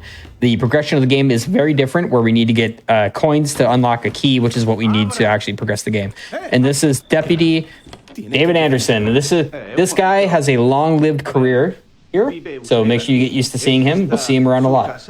You know, I have watched this game for years. I've played this game for years. It's probably my most played Resident Evil game. And I had no idea what that guy's name was at any point. Yeah, you only really learn it by looking at like the credits. Is the only time you actually learn who he is. His name's not really mentioned anywhere, I don't think. Fun fact about the credits, actually.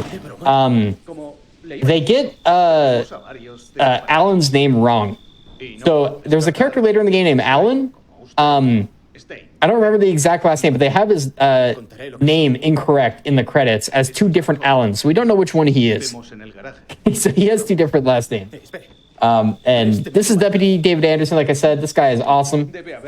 We ask him for a gun, which he very obviously says no. We're like, hey, man, there's crazy people in here. But he's like, hey, man, you're also kind of crazy. And fair. You know, we got to give him that. But he does give us pocket knife, which does wonders in this game. It's not nearly as strong as any of the other knives in any other Resident Evil game. It is actually horrible in comparison, but it does the job. So what we're going to do is we're going to go over here and cut open this box and grab that ammo. And we're going to start the Jack 1 boss fight.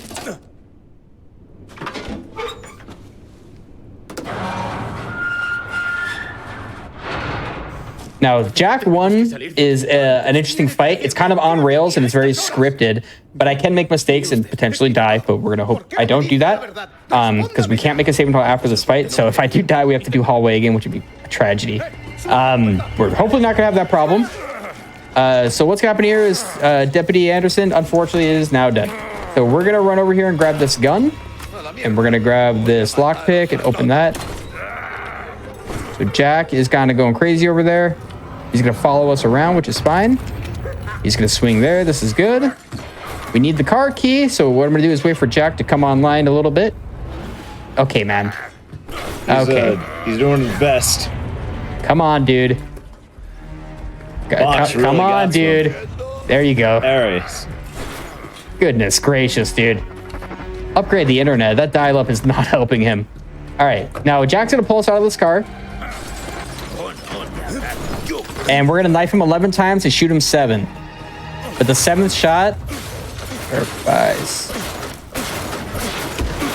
has to be timed. And 7. Okay. And that's the Jack 1 boss fight minus the fact that he went AFK.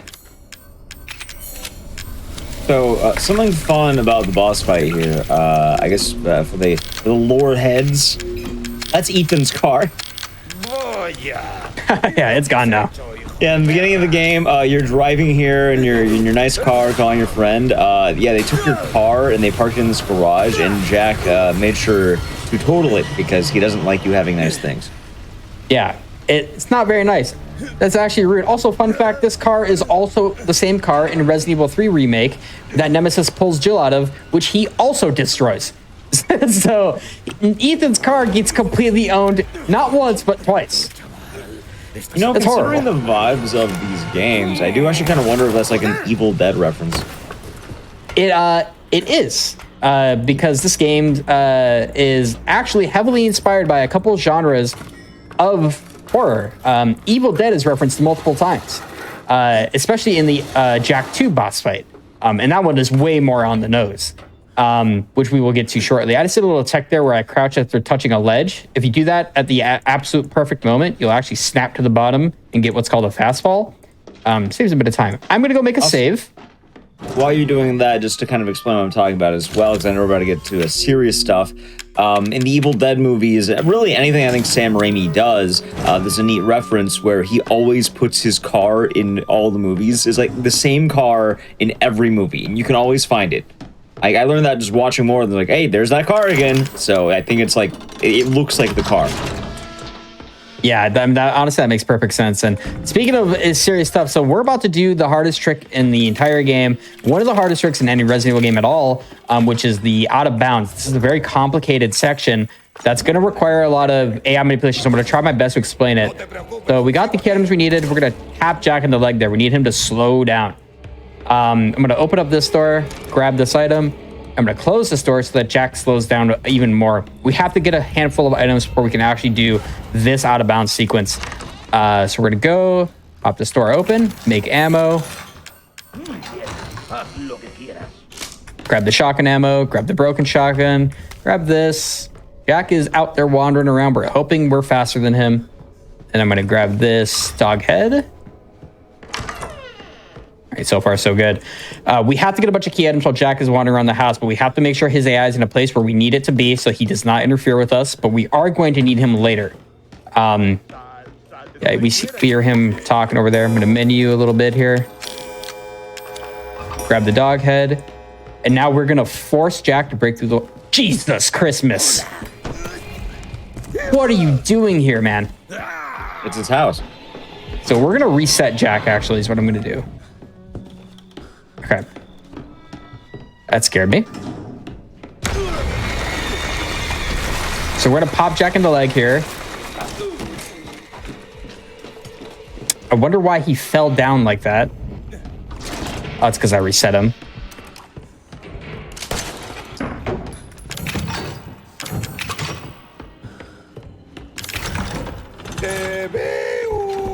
So what I'm going to do is I'm actually going to play this pretty safe.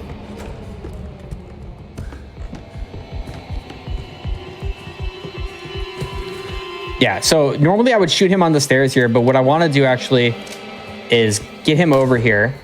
And because I shot him and he fell down once already, I don't want to shoot him again. So we're going to let Jack force us out of bounds by letting him spin us around. And now we have to do a very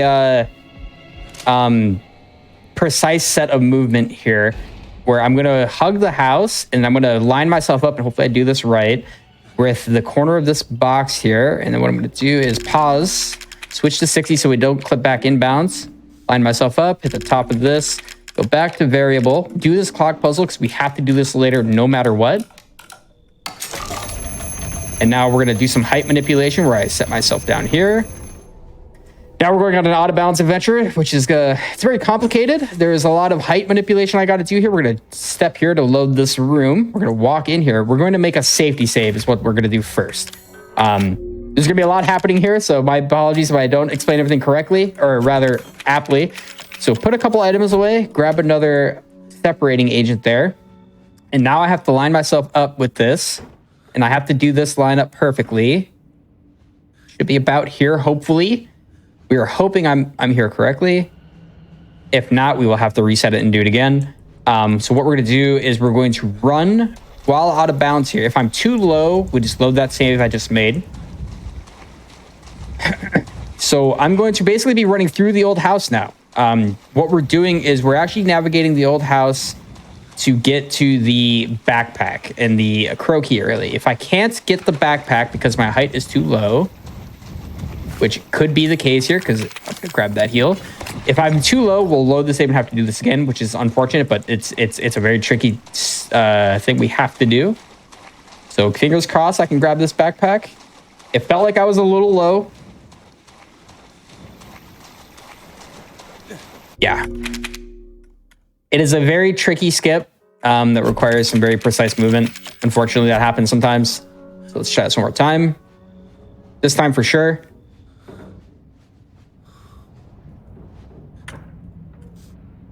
That should be it. Yeah, I got the transition of the shaders there. So try this one more time. Hopefully this time we got it. This is a relatively new skip. Very new. I say new. We've had an out of bounds in RE7 for a long time. But now we have a very convoluted and difficult one found and routed mostly by the Demented Salad. So what we're doing is essentially now manipulating our height on those stairs. So we have the perfect height so where things don't load in when they're not supposed to. Again, I'm going to grab this herb because I got beat up by Jack. I think my height's perfectly fine now. We're manipulating our height so we can run around and grab items out of bounds early. The reason we're doing this is when we get the shotgun super early, way earlier than we were supposed to have it. And we get this backpack now. Perfect. We're gonna go in through the wall here, grab that fuel, and now we're gonna abuse some warping mechanics where the game's like, we're gonna put you back on the last solid ground we knew you were on. When you fall out of bounds like this, which is gonna be right back over here into the main house. And the reason we know we're here is because we're gonna cut in right here, turn around, we're back in the house. Now what I'm going to do is make another save. Can never be too cautious. And now that that's done, we got more to do. This out of bounds is a long one. So we're going to go up here and go down here. Now, if I'm in the right height, hopefully I can get this. Try to grab the item here. It's a little finicky. Nice. So we got the gun repair kit. Even more out of bounds incoming, guys. Don't worry. We're going to be back on solid ground soon. Grab these items here. And now we're going to load in the staircase here and run down. We have to stay on this side so we don't actually clip into the ground. And what I'm going to do is I'm going to crouch here. Now I have to stay crouched during this section, so I stand up, it breaks my height. And that will not be good for us.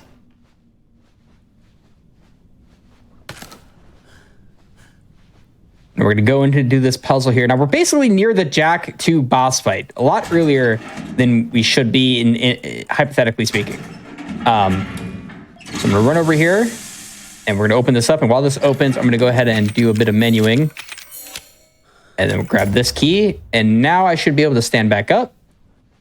Grab this. And we're going to go over here and open this door. And we're going to do more menuing here. Open this door up. Now we're coming to a close on the out of bounds. We'll run over here. Get me out of here. Get me out of here. We're going to use the height of these stairs to elevate us a bit here. This is going to deload. We're going to move to the right a little bit. Switch to 30 FPS. Slow down the loading of the game. End up in the room. And now we are back in bounds finally. That is the end of the out of bounds section that we do in this run. And it is certainly a lot. And now we're going to do the Jack 2 boss fight. All right. Now for Jack 2, we have a lot going on here where we are now using the shotgun to skip Jack's death animation. So what we're going to do is run over here to the wall. Forward to his head, and then 1, 2. Okay, that did not go great. That was actually very bad. So what we're going to do here is actually ad-lib this a little bit.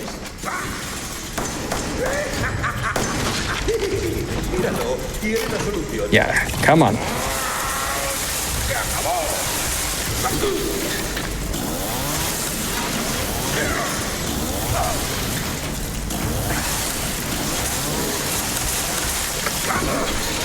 I do have to kind of have to freehand this one because we Jack did the fast get up on the shotgun shots. We're actually just gonna coin flip this one a little bit, not coin flip, but we're gonna YOLO it a little bit, and we're gonna try to get the normal. Oh my good God Almighty! Hold on, gotta reload my chainsaw. That happens.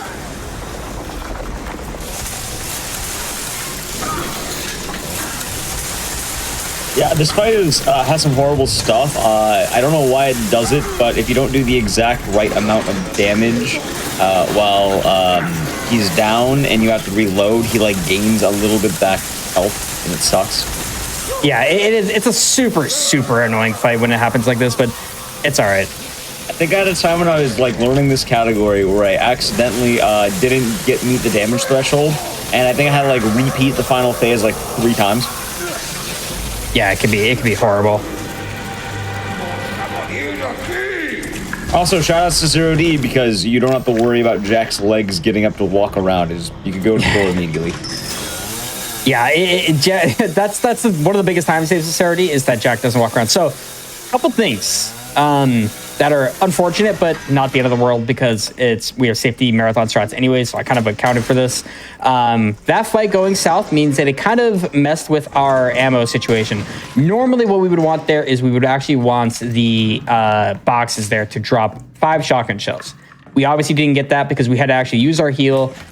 Basically the way the game works is when we use heals like that, what I'm going to do is actually, we're just going to hit stop for those. It's going to be like, oh, you have no heals and you're missing health. Let's start dropping you some heals. So we need a certain amount of ammo to kill Marguerite, but it's totally fine. We have some backup shots we're going to do, like grabbing that ammo there, and we're just going to be some ammo later we're going to grab. But Jack 2 could have gone a lot better, but it's all right. We didn't die, and that's actually the biggest thing is that we do not die to Jack 2 because that would set us all the way back to the out of bounds that we made up here. But it's A-okay. It's recovered.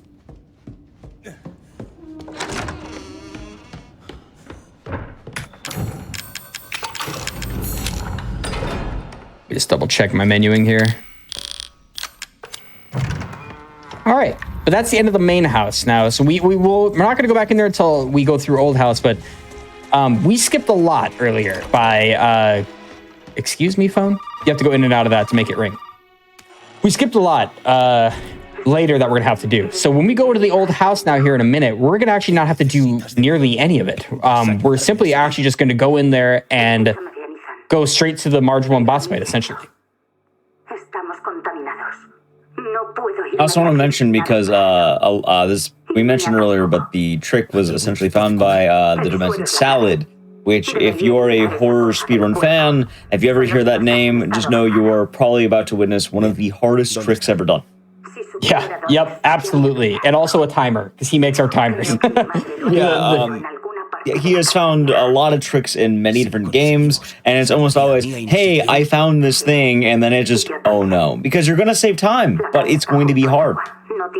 Yeah, this out of bounds is so unbelievably difficult that I don't think it still has yet to be done, actually, in a run.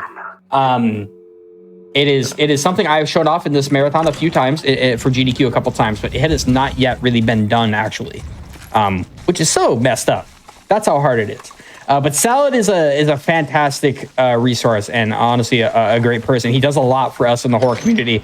Makes our timers for free, and he keeps them updated for all the games he makes them for. And he helps us find strats. Though we don't like the strats, he still helps us find them. They're very good. They're very good strats. They're just very, very difficult. Insanely creative. Like this RE7 one, he spent a lot of hours out of bounds running around, pushing Ethan up against walls to change his height until he found out the way that we could do this. And now it's awesome. So that out of bounds. As a recent anecdote for things, Salad found some tech for Dead Rising Deluxe Remaster, which, it's like kind of like the original game, and we had most of the route set in stone, but he found a route that essentially required you to do like a major puzzle section entirely backward. Oh god. So if you ever go between the games, the muscle memory is so ridiculous now because you just inverted the entire route. That's not what I want. That's not the item I was looking for. Maybe it'll work. No, I don't think that lines up. Yeah, so that out of bounds has created a whole dynamic for this run. It actually sets up the run very well. It actually helps a lot of the issues with Bad House where we have RNG ammo problems, because normally you get 5 shotgun shells out of the box at Jack 2, but obviously I'm a little bit of a noob sometimes. I got owned on Jack 2, but that happens. Madhouse is very hard, as you could very obviously see. Jack was no slouch, and if you think he looked hard, you're about to see one of my favorite boss fight in this whole run, which is Marge 2, who is incredibly fun to fight, but not easy in any capacity. You'll notice it's kind of like an elegant dance Ethan does with her. Hopefully I can pull off. So we got an extra heal there. That's okay. We're looking for shotgun drops. So what I'm going to do before Marge 2 is I'm going to make a save, and we're going to kind of do a little bit of gambling to get some ammo, and that's okay.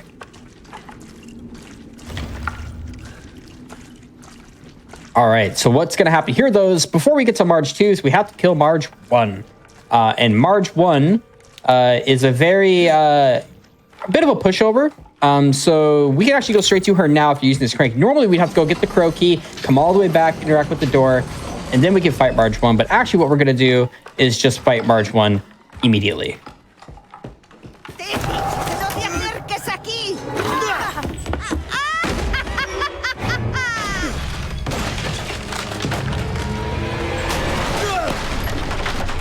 So what I'm going to do is a grenade launcher shot, a pistol shot, 2 shotgun, and then 1 more pistol shot.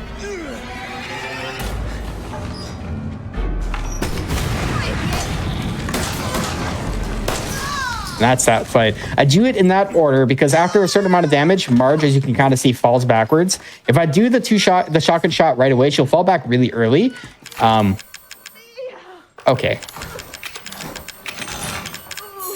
She'll fall back really, really early, which actually makes her not able to be hit. So we do it in that order to make sure we can kill her as soon as possible. But that's the Marge 1 fight. That's the easy one. And now we're coming up with our next sequence break. So we have a few sequence breaks. The biggest one was that out of bounds, and we have another one here called Lantern Skip. Lantern Skip's been around since the dawn of RE7. Essentially, what the game wants me to do is after this phone call, we'll go down to the hole, and the game's like, oh, there's a hole there. And then we're supposed to go up here and look at the lantern placement, and we're supposed to connect the dots. Ethan's like, oh, goodness, we need a lantern. But we're going to kind of cut some corners there. So after this, I'm going to go to the hole, and I'm actually going to go past it and look up through the floor. What we're looking to do is trigger that lantern to let us know we can drop down. But then an invisible wall spawns, we can't go back up. So what I'm going to do is we're going to run over here. We're going to stop right here. We're going to look up to trigger the lantern, and then we're going to look down, and we're going to kind of move over a little bit, tap off, fall down, and if done correctly, which we did, we skip the whole transformation sequence of Marge. We skip having to wait for the lantern, and we can just jump straight down.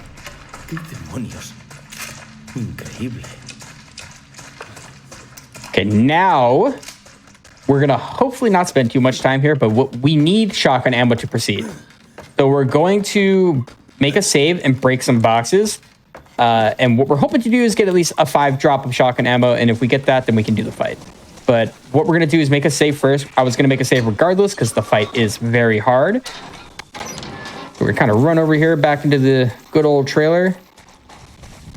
And we're going to grab cassette tape. Make the save. And now we're hopefully going to go in here and break these boxes and get shotgun ammo. If it doesn't drop, I'll reload the save and do it again because it is RNG.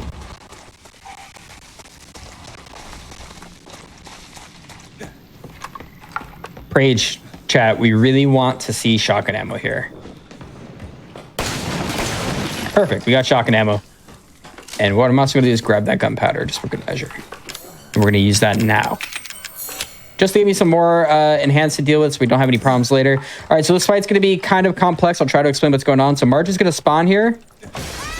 And I'm going to do a bunch of damage to her by switching through my weapons. She's going to go away. I'm going to switch to regular ammo and reload my guns. Reload my shotgun here. Grenade launcher shot. Reload the shotgun again. She's going to go up on the wall because she's hit a damage threshold that I planned for. One now and another on the floor. We're going to reload and wait for her to stop kicking. Do it again. And now Marge should be at a damage threshold where she's low enough to go in the ceiling but not enough to run away. So she's going to go up here. I'm going to craft this while I wait. And she's going to be right above me if I did this right. Hello. We're going to bring her down.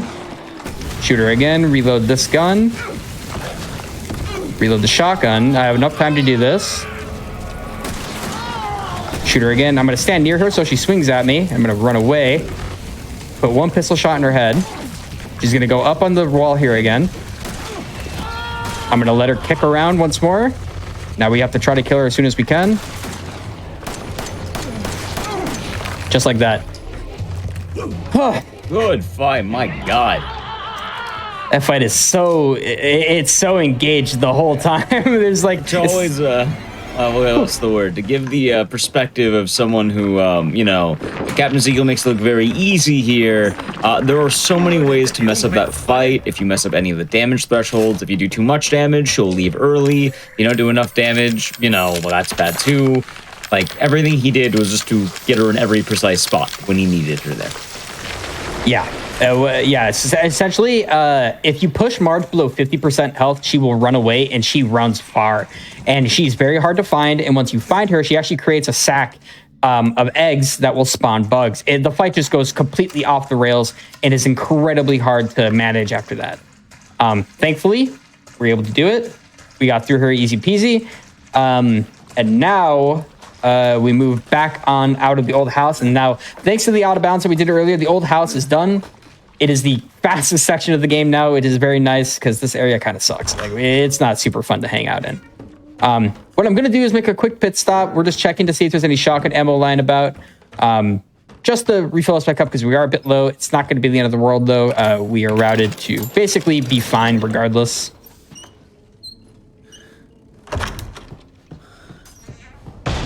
Now we're in the spooky, scary section. There's like a bounty ball and a bear that bleeds from its mouth. We don't really care about him.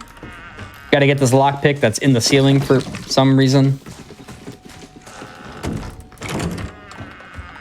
Now, if you're wondering, lore-wise, what are we doing here? Why are we up here? What's even going on? We're looking for the D-Series arm because Zoe says that if we can find the D-Series arm, she can create like a cure. Don't quite know how it works, but we found it right here. Just conveniently, they have one. We don't know why. This character isn't explained very well. This is the D-Series of the, what is also known as like Evelyn, right? Evelyn is the E-Series. So that D-Series enemy, a person being there, I guess, is an example of someone who was here before Evelyn, who was kind of trying to do... That was not what we wanted to do. Hopefully we don't get owned for that. Okay, there we go. So yeah, we get the D-Series arm from the former child enemy. Again, we don't really know much about it. And now we're running through a bunch of molded. We hope we don't get cheap shot. I didn't really explain cheap shotting because, man, I was really hoping we wouldn't have to. Yeah, he didn't cheap shot us. Cheap shotting is probably the worst thing in this game, I want to say, especially on Madhouse. And anyone who has played or ran Madhouse, maybe Ek even is aware, it's awful. It's a horrible mechanic. I want to say mechanic. I don't even know if it's intentional or not, but enemies can hit you unreactable, where they're essentially spawning and their AI is telling them, hey, I need to hit Ethan, but I don't have time to do an attack animation, so we'll do it instantly. Cheap shots don't cause any stagger, but they will hit you and they can multi-hit you, which means in Madhouse, we get this funny little thing called multi-hits, where if you get cheap shot by a big armed enemy, like the guy I just ran by was, you can die instantly. It's awesome. It is so awesome. Yeah. It's really fun as well because while we have a lot of these safety saves in this run, there are so many times that you will spend maybe like 20 minutes trying to get a run going, and you get cheap shot in the basement, and then it's like, oh, well, there's the run. I guess I'm now resetting. 20 more minutes to go to get back here, and then it happens again. And then you've spent 3 hours getting cheap shot in the basement, and you haven't got to run past the Jack 2 fight. Yep, it is horrible. And to put that into perspective, because it's Madhouse, if we hadn't made any safety saves, the last checkpoint we have is at the dinner cutscene. So I did not grab... Oh, no, I did grab that earlier. I was like, why is that close? The last save was at the dinner cutscene. So we would go all the way back to what is essentially the start of the game. We're switching to 30 here so we can kind of squeeze past these enemies. I did that earlier with another guy who was kind of blocking the door. 30 FPS is Madhouse's best friend. And because we're on CRD, we don't have to reach our hand down the cop's neck. We can just grab the key and go. That's also a very nice thing about CRD. Put this key in. I'm going to kind of take a little step here to force the door to open early. Our shotgun ammo is not looking great, but it's also not horrible.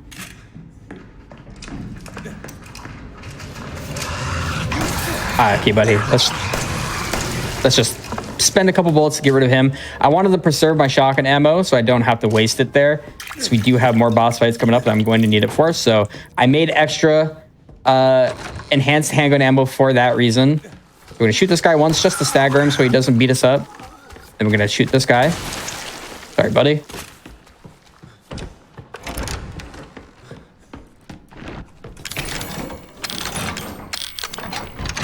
Now we're going to go in here.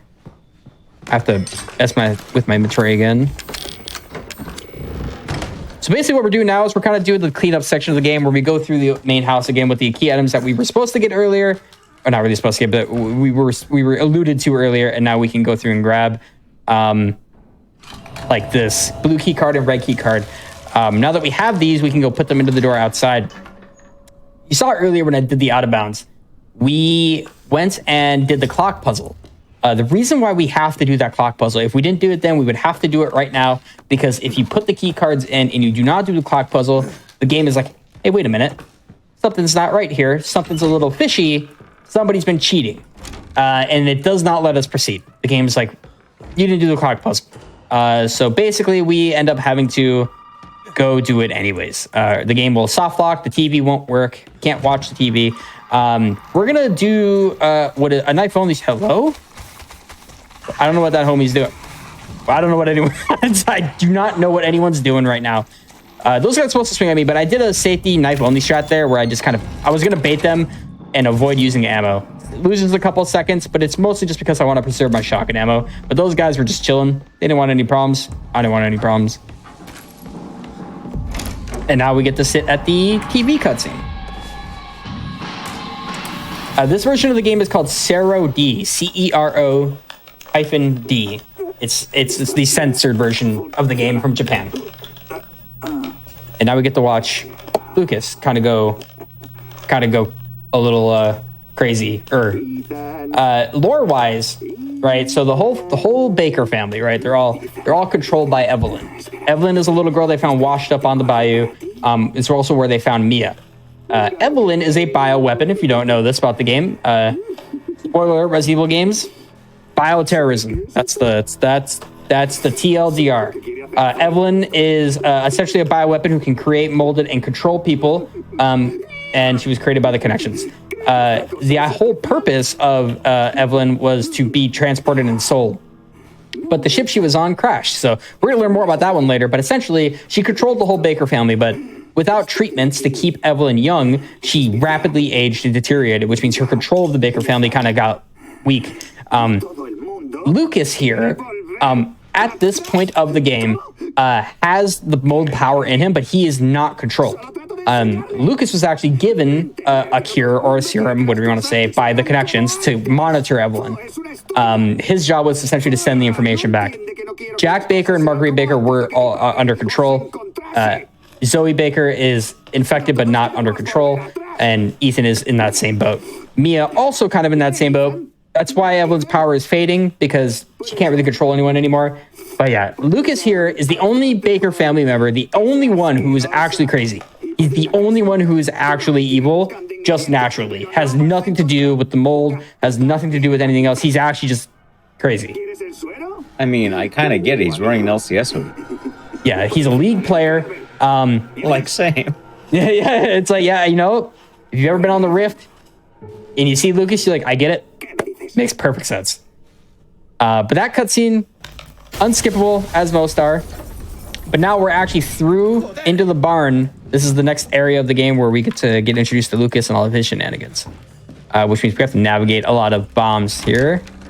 Like that one, and that one. I grab some handgun ammo. There's another bomb right here. We're going to turn the corner, another one right up there. And the last one's right here. I grab a couple items. Shotgun ammo. Thank you very much. And now there's two more bombs here, but we're actually just going to block them since it's just faster to do that. So we're going to run around this side, turn and block, so we get sent to the side. And now we can't, we know the keypad puzzle solution, right? It's 1408. If we try to enter it in early, the game knows that we know it and it'll change it to something else. So we're not going to enter it in early. We can't get through the door anyways. We have to wait. So we're going to just cancel out of this puzzle, and we have to put some items away into the item box because we have too much on us. We're going to have to get rid of some stuff later anyways. I'm going to grab that herb. We're going to go in here and get rid of the key, this key, the crank, the arm, and one lockpick because we do need one for later. And I'm going to grab the shotgun ammo. Now we're making our way towards the double molded barn fight. This fight's not too difficult. I say that, knock on wood, that I don't have any issues. But we get to utilize a neuro round, which is actually really strong on the grenade launcher that we're going to be able to kill them with.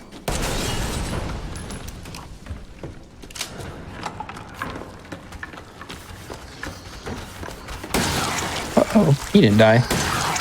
Okay, no one died. We're going to switch to 30 here.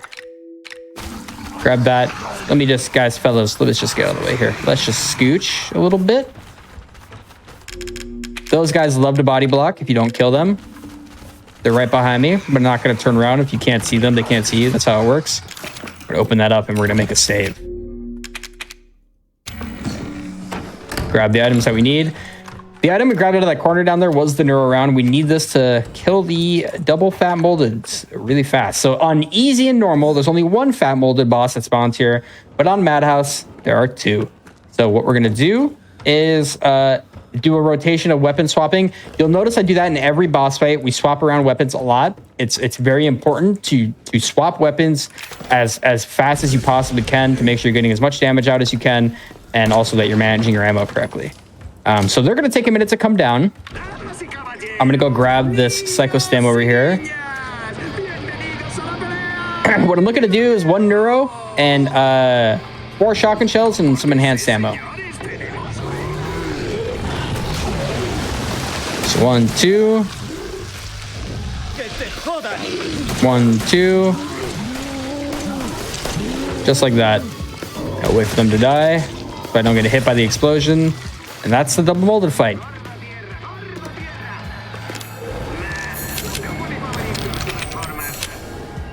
Perfect. And now we're just going to mess with our inventory a little bit because we're going to have to go drop all of our items off in a moment before we move on to the party room.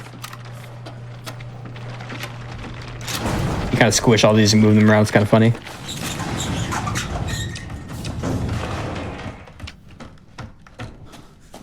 The shotgun in this game, you'll notice, is incredibly overpowered. It is the strongest gun in the entire game. It is stronger than the Magnum.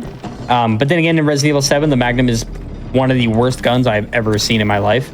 It is so unbelievably bad. But the shotgun does some crazy, crazy damage. So let's probably use it in this and in New Game Easy.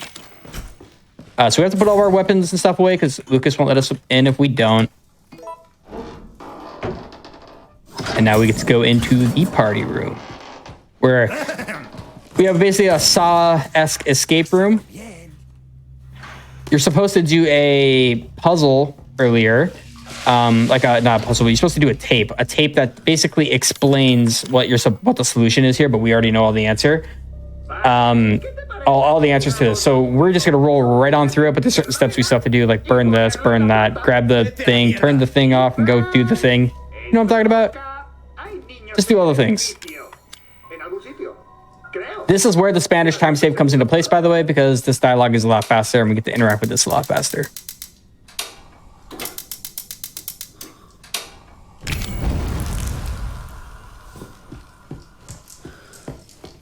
Earlier, we kind of mentioned that RE7 takes a lot of inspiration from a lot of different types of horror genres. It does.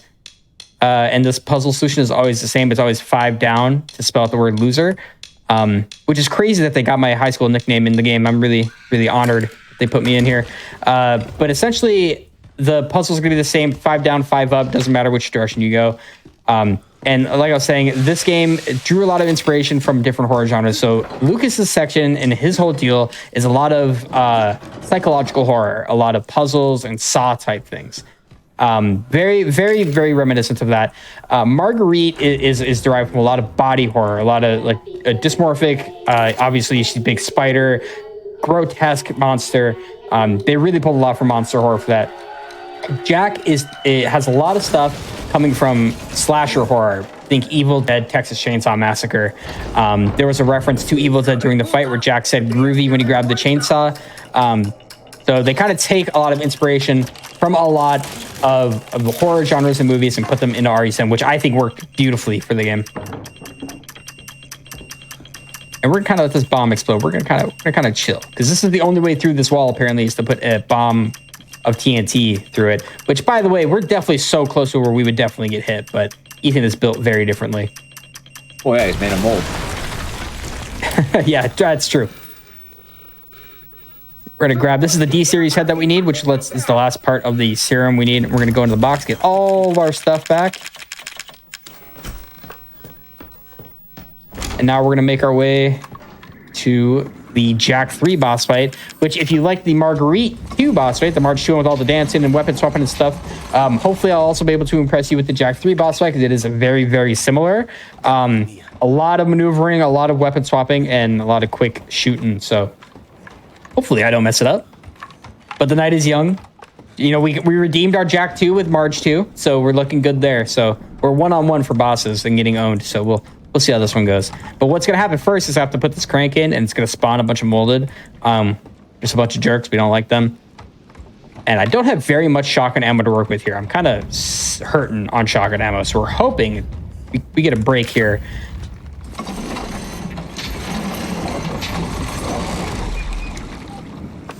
This guy's going to spawn. I'm going to try to just see if I can do this. Oh. Dodged him on purpose. Let's just pretend that I was all on purpose. Please don't let this guy cheap shot me. Okay, great. Now we have one crawler that's gonna jump out of the water here. We gotta shoot him. He's gonna jump around a little bit to keep him away from us. Okay, we're gonna go in here. And what I'm going to do is we're gonna open this up, grab this, and we're gonna make a save.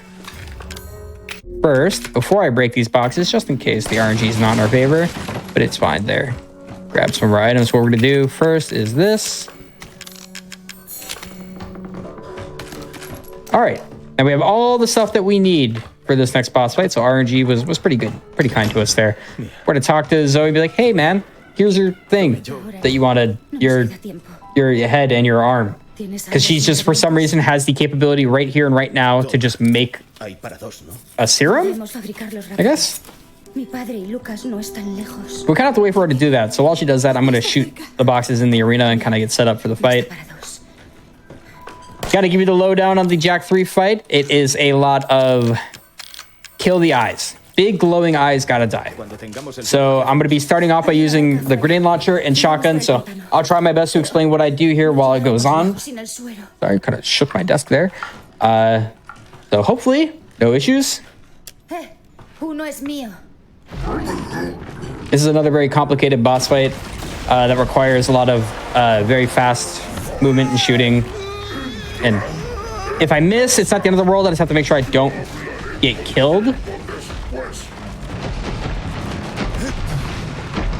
The first is where it gets really hard. I have to do a lot of quick weapon swapping. Just like that. So it's gonna fall down. He's gonna come right back up.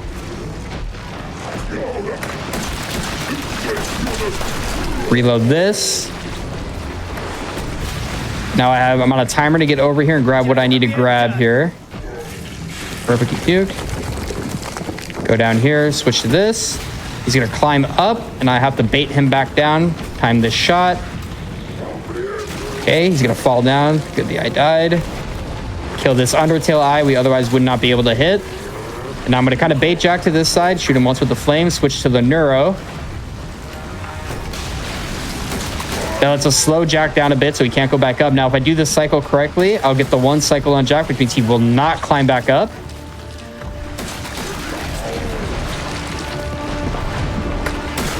And that's his first phase. So that's the hardest part of that fight. Now the second phase is coming. Please get this load off. Okay, perfect. Now the second phase, I have to get this shot off really fast and take out this eye before he hits me. Perfect. And that's Jack 3. Nice, that actually went perfectly.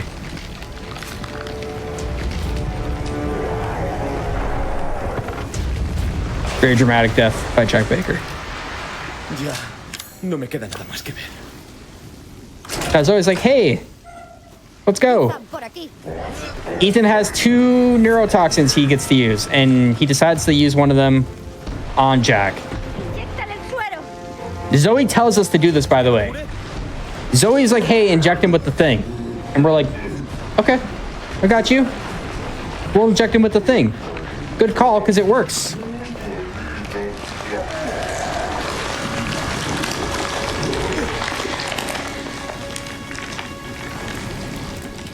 ¿Estás bien?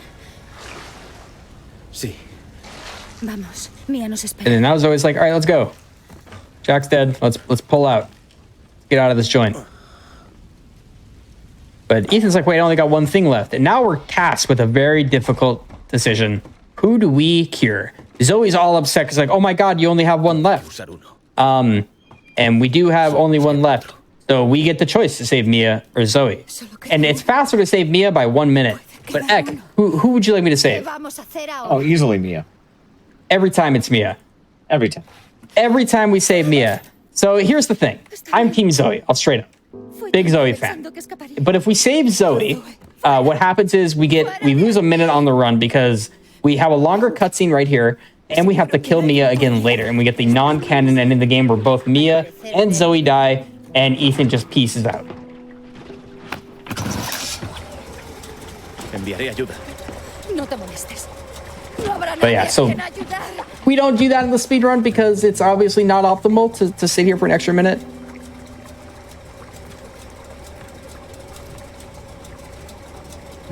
and everyone's all upset, obviously. Everyone's super duper upset. Basically, in this cutscene, what we learn is Ethan sits here and he's like, hey, there's something you're not telling me. What's going on? Like, what's the lowdown? And I'll give you guys the lowdown. I'm Team Zoe because Mia is evil. Straight up, it's not an opinion. That is straight fact. Mia is responsible for Evelyn being here. Partly, not solely. But she is a member of the Connections, or was working for the Connections to transport Evelyn to where she needed to go. So Mia knows a lot. And she's... Hear me out for a second. Okay, I'll hear you out. Mia is the better choice for Ethan. That is true. Mia. Without picking Mia, we don't get Village. Tenemos que... Well, in general, just all right. So I know a lot of people don't like Mia, but Mia is a great wife. She's terrible at everything else, but she is a fantastic wife. That is true. Great wife. Is she a good mother? Like, are we? No, terrible mother. Okay. In RE Village, she is a deadbeat. Even when she has like, I think there's like a whole Rose DLC where she has nightmares about how terrible Mia is. Yeah, it's not great. But yeah, as a wife, yeah, Mia does great. But as a person, as a human being, not also, great. For general proof, just for if you've never played, if you only look at the service level, whenever Mia has control over herself, she always defends and saves Ethan. Everything she does is for Ethan's good. That is true. That is true. Anytime Zoe does anything, it's always to use Ethan. She wants serum. Every interaction, like we'll watch them back. It's like, Ethan, serum. Ethan, give me the serum. Ethan, I want your serum. And it's like every interaction is just her trying to gain serum from Ethan. It works, Ethan, though. use Mia's serum, not my serum. What do you mean you use my serum? It's for the greater good. Speaking of Mia, we are Mia now. All that smack I was just talking, but now we have to play as Mia. Now we're in what a lot of people don't love about RE7, which is the boat section, which is rightfully so. The game takes a different approach to its pacing now. Look, it's Ethan. He's about to just get pulled into the ground, I guess.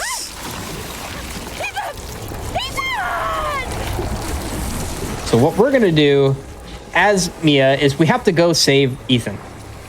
And the way we're going to do that now is we have full control over Mia because she's no longer being controlled by Evelyn. There's no Evelyn control for Mia whatsoever.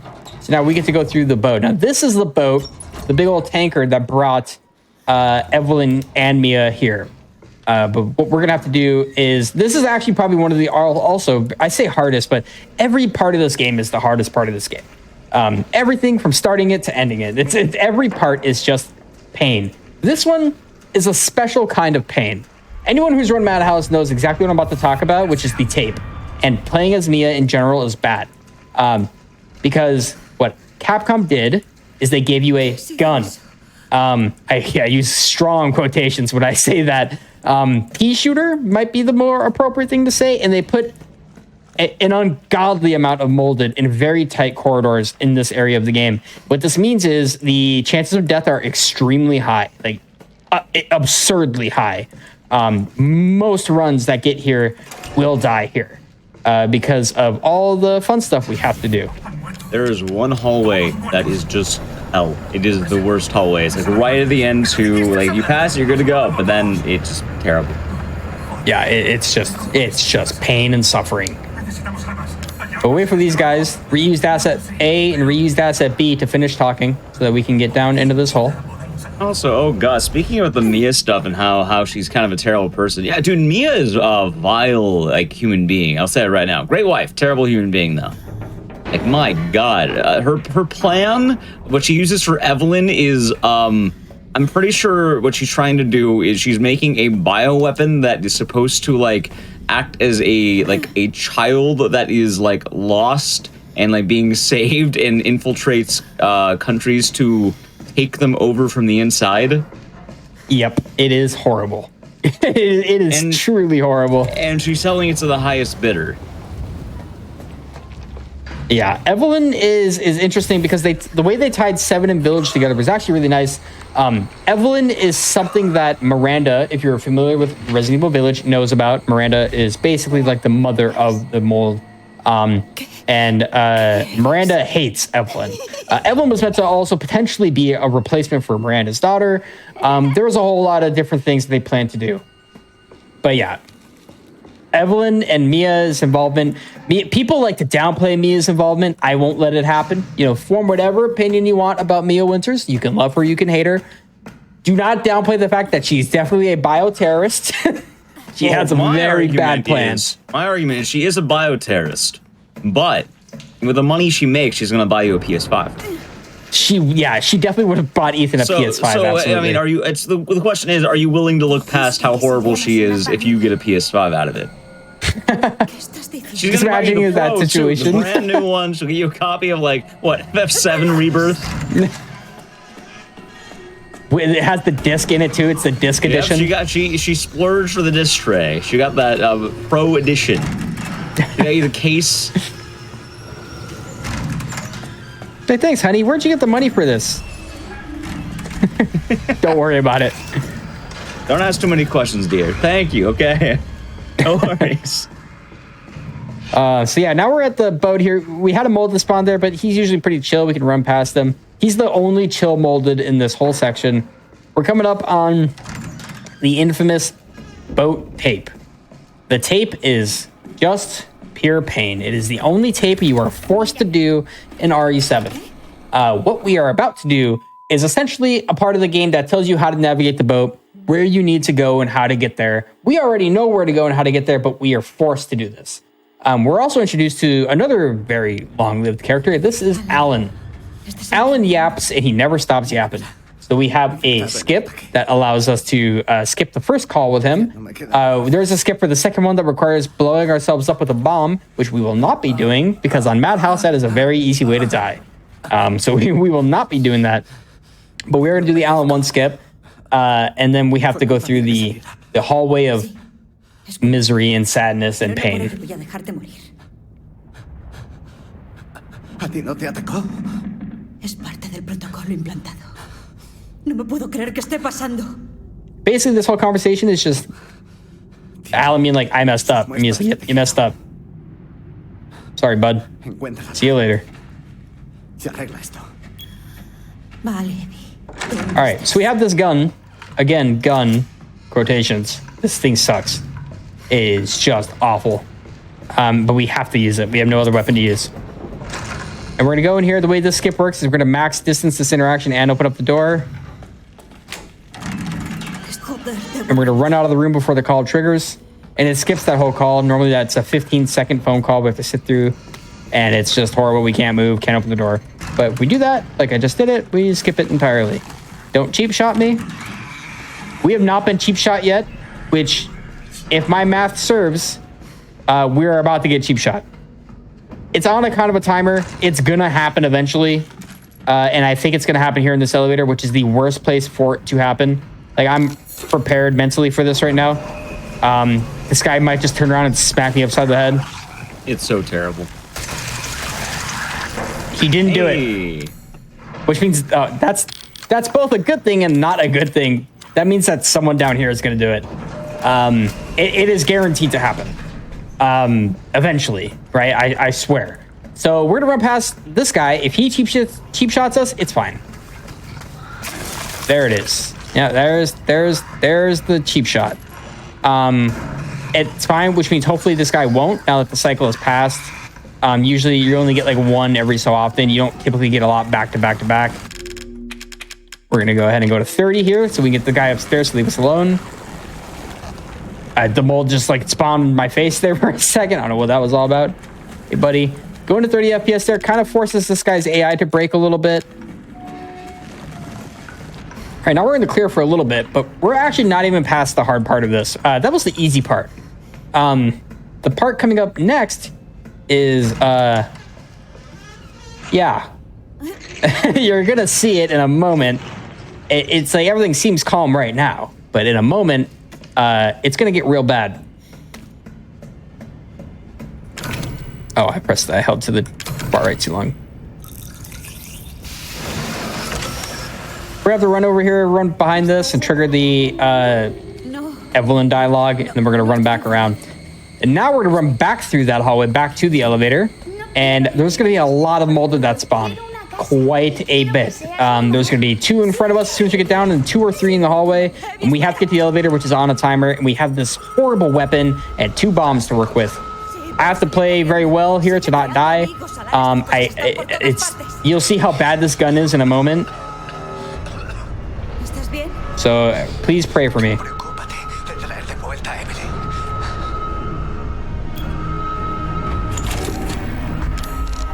Oh, the herb is not here yet. Okay, right, it's down here. It's fine.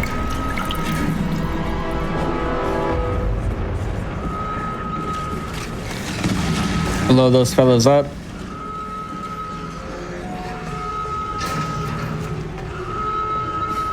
Okay. Now what we're gonna do is we're gonna grab this herb. Let me just make this real quick. Now we need to blow this guy's leg up. We're gonna go 30 FPS to get around him. Hopefully he doesn't body block me too bad.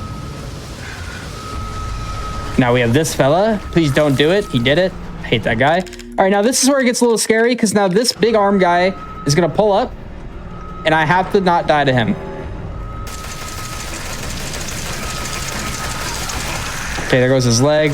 But now he's a jumpy fella.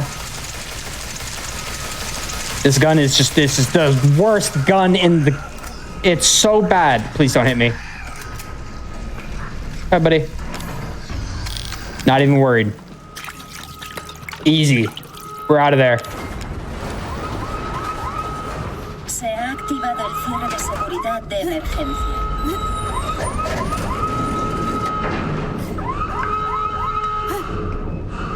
Now, for the most part, the scary enemies are past. There's 1 big arm mold to the left that we should hopefully be able to get away from, get around.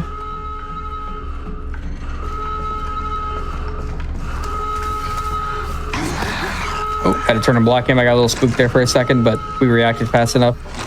He can hit you really hard if he hits you and cheap shots you at the same time, and he'll multi-hit you. There's a whole lot of things that can go wrong that just end up with you just getting completely owned, which we thankfully avoided.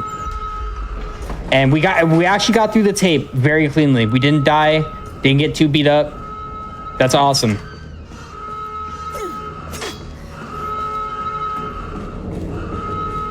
And now Alan dies. Say goodbye to Alan, everyone. He's sitting over here like an injured DBD survivor waiting to be healed. Está fuera de control. Sin el tratamiento se está deteriorando. Bueno, morir no va a ser tan malo. Alan is essentially like a pointless character. He has like no reason to be here. He's just kind of here because they needed someone to blame. And so they're kind of blaming him.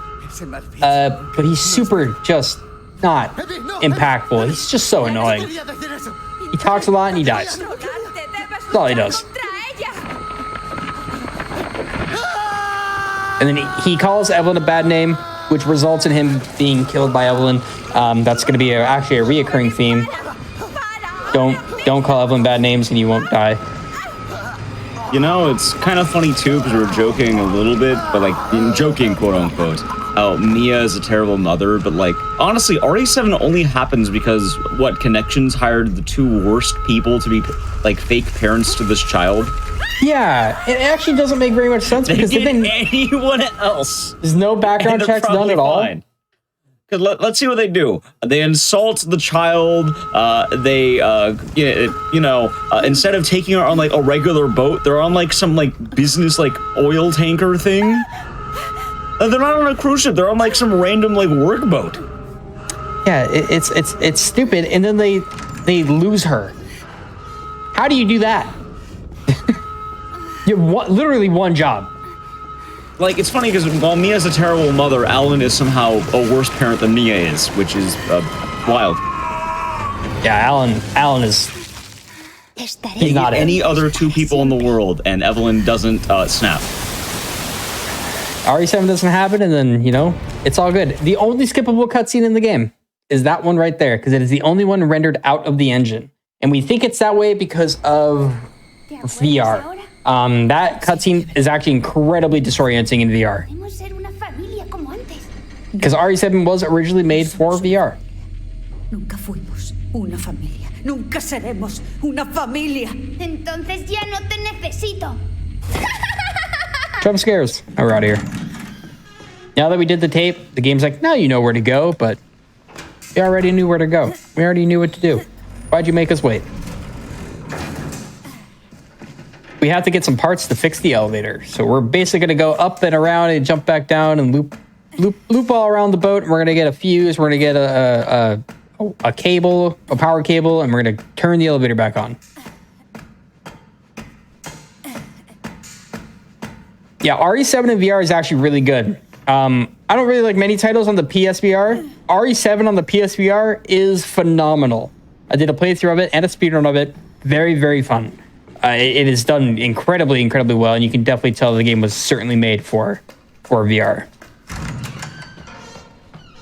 Get this lug wrench here so we can go open up the emergency shaft in the elevator.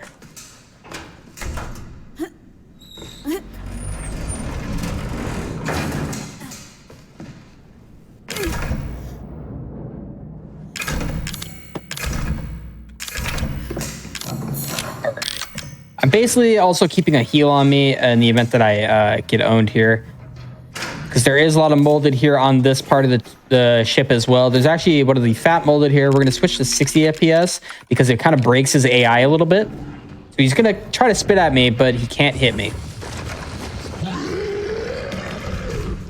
There is a thing with effects rendering and low frame rate in this game, so shout out to Maxilibs for discovering this. Being at low effects rendering makes the fat molded vomit not work correctly, which means it can't really hit you because the game's effects aren't rendering it the way it should be, and then you kind of can just phase through it a lot of the time. I'm gonna use a bomb here to get rid of this fella. And now we're gonna climb back up through here. This whole section of the boat, post-tape, is pretty not too bad until we have to go back through that hallway again, which we do have to go back through that hallway again that we went through earlier. It's not as bad as it was before. It's still a little rough though. You can get kind of owned. We're hoping that doesn't happen.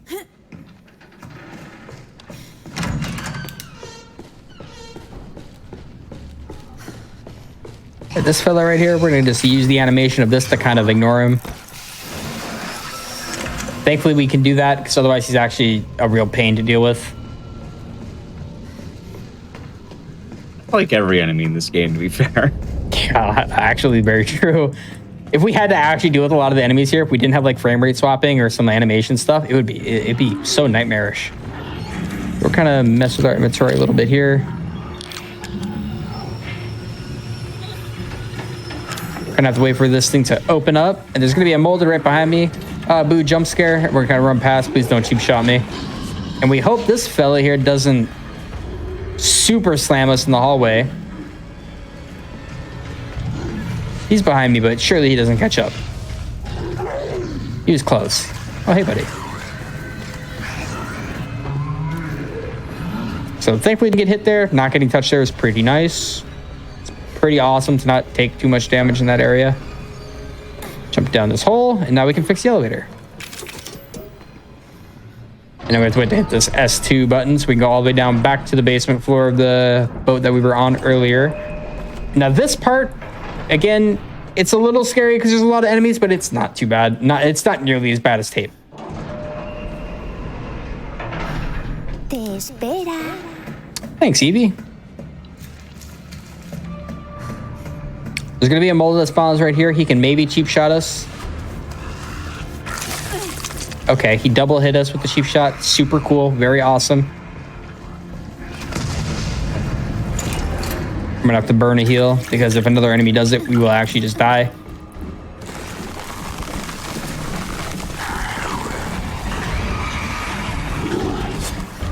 I kind of dodge all these fellas. All right, not too bad. One cheap shot on both ends of the boat. Yeah, honestly, that's about as good as you can expect.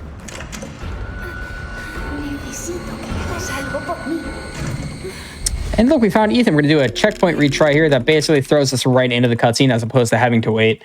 And now we're at the saddest cutscene, what was once the saddest cutscene in all of Resident Evil until Resident Evil Village. But this cutscene is super important because it's by far my favorite one. Because it gives you like a genuine introduction to Jack Baker. and what's going on here. There's a lot of like undertones about this. First of all, Jack's shadow on the wall isn't here. But essentially, if I had shadows turned up, you would see Jack's head floating. It's a really funny bug. So what's going on here? We're kind of in the consciousness of the mold, the hive mind, if you will. Anyone who's infected by the mold, you learn this in Village, is connected, essentially. Or you kind of learn it here too, Jack's like, you're connected to it. Everyone's connected. The reason why we see everyone here, Jack is here because he's still alive. Jack is still technically alive. You get to see what happens to him in the End of Zoe DLC. Zoe is also controlled by Evelyn because she didn't get the cure. We gave it to Mia. Ethan is here because he's also controlled by Evelyn now. He's in the hive mind. He's not really controlled, but he's super infected by it. So we're all here connected in the mold. Mia is not here because we gave her the cure. Lucas is not here because, again, like I said earlier, he was given a cure by the connection, so he's been out of here for a while. And Marguerite's lantern is here to symbolize that Marguerite would have been here, but she is actually the only person genuinely dead. She's the only character actually currently dead, a part of the family. Right, so it's a very nice callback to what is actually going on. This is actually Jack's human side. He's basically begging Ethan, like, hey, please free us from this because she's controlling us and she makes everything hell. Please set us free. Is kind of Jack begging Ethan to essentially destroy Evelyn. But unfortunately for Jack, he remains basically ruined by the mold.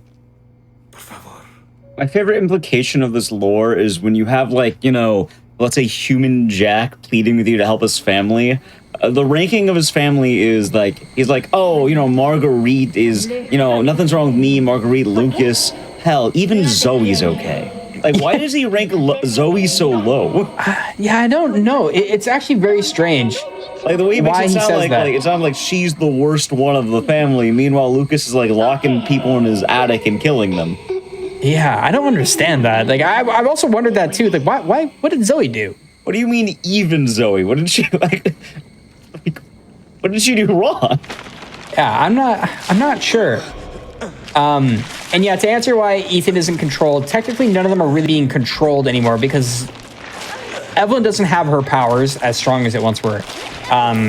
She's deteriorated. She didn't get the treatment she needed, so now she's super aged. That grandma in the old house, or the main house, that was her.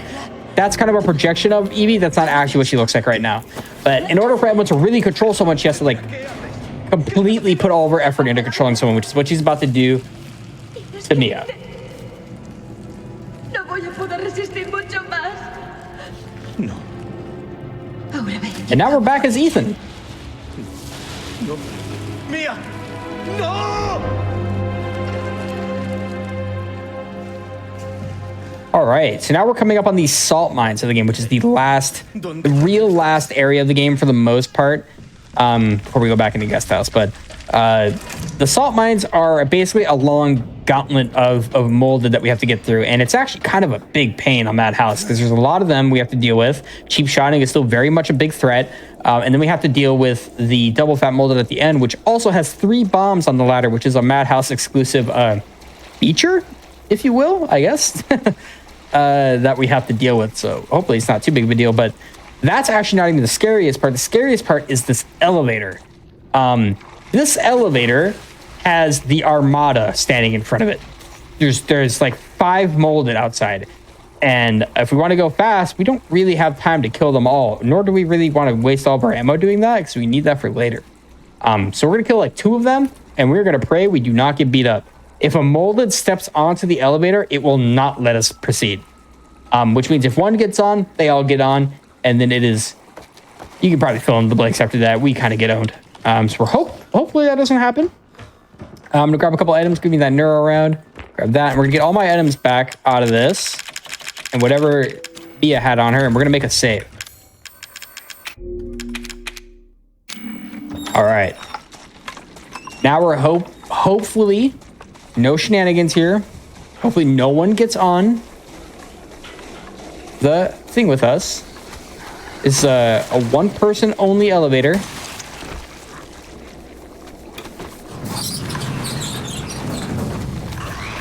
All right, easy peasy. He wanted to come on, look at him. Now what happens is they actually fall on top of the elevator. You can hear him walking around. and then they despawn. It's very funny. So now we're going down into the salt mines. And we're going to blow up this bomb that's conveniently placed. There's a lot of like Lucas bombs that are positioned here. If you ever play the Not a Hero DLC, which I would highly recommend you play all the Resident Evil 7 DLCs, they are absolutely phenomenal. You come through here again, you kind of learn why this whole area is all like spooky and bombed up. Gonna have to hopefully get past a few of these guys. Please no cheap shots. So we have here another kind of scary part. We have to push this minecart, but there's going to be like 6 molded in the way. Sometimes you can get a little unlucky and a molded will get right past and will, while you're pushing the minecart, will punch Ethan in the back of the head. We don't want that to happen, so let's hope it doesn't happen. So we're going to push this thing. You're going to see him walk up here to my right. Okay, nice. He got hit. Perfect. And we're going to get away from me. That is so messed up. Okay.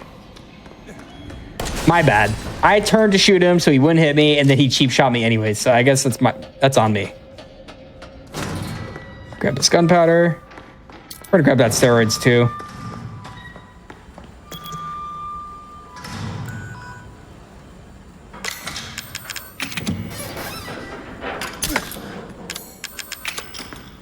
Okay, we're just gonna grab a few items. Grab the shotgun ammo, grab that. We're gonna make these flame rounds. And we're gonna grab this. All right, we got everything basically we need to finish off the game. We're gonna make one last save here, which is just gonna be right here in this room. We do it to just be safe that we don't lose, again, no checkpoints, like at all. So we have to be as safe as we possibly can to not accidentally die or throw the run or anything, so. Now we have to go through the salt mine gauntlet, which means navigating through a whole bunch of molded. But thankfully, I've played this game maybe once or twice, so I know where every single one is going to spawn. I know exactly where they're going to be and what they should do, because there's some cheap shot RNG that can also play a big part in this. So hopefully we get through it with no problem.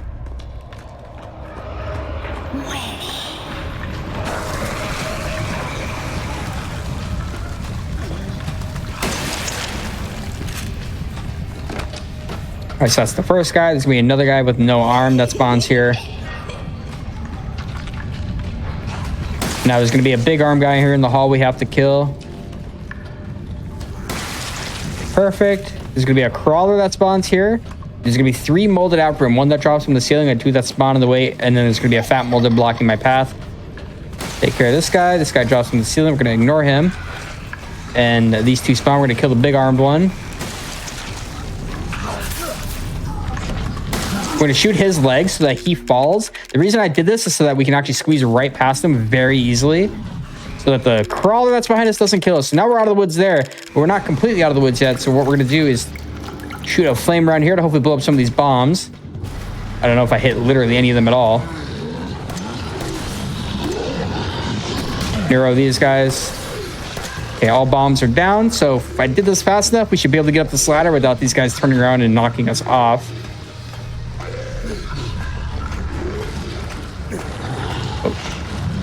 Okay, perfect. We made it out. Sweet. We are out of there. And now we're actually at the last part of the game, which is also the starting part of the game. You live by a guest house, you die by a guest house.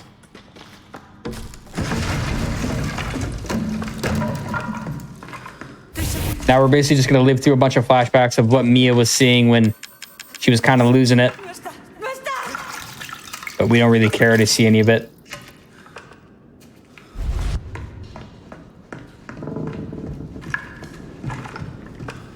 This is like really the first part of the time, first part of the game where you can really kind of see Ethan's face here with the brightness maxed out. You can kind of get a good look at it. And they hid his face so that you could like kind of put yourself in his shoes and become like the faceless character that he was meant to be. But we kind of get a good look at it there. And now we sit through this cutscene again. Mátalo, mamá. Pero no deberías haberlo hecho. Yeah, you can kind of see here what was going on with Mia at the start. Evelyn was here controlling her, telling her what to do. ¿Quieres ser mi papá? Pues que se muera. Ahora es mamá la que viene a por ti. All right, so we have a certain amount of ammo and everything explicitly to deal with the final boss. The final boss is actually a big pushover for this game, which is actually very surprising. That's usually not the case in Resident Evil games, but Evelyn is actually an incredible pushover. She's not even really a boss fight. They probably intended this to be a lot harder than it actually was, but it just missed. So we're coming up with a Mia injection here, where essentially we have to inject Evelyn with this necrotoxin to basically kill her. So we come up here and we're gonna get blasted back by Evelyn a couple times. So we're gonna block horizontally here to get sent not as far back, and we're gonna get around this wall corner. And now we're gonna run into her and inject her. And this is where we learn, very important, little girl Evelyn has not been little girl Evelyn this whole time. It's actually grandma. The grandma in the main house is Evelyn. This is kind of what we meant by she wasn't receiving her treatment, so she deteriorated pretty fast. She became this old lady, and that's why her power got really weak. And now she has been demoldified, remoldified, whatever you want to say. She's about to become a big face monster in the wall.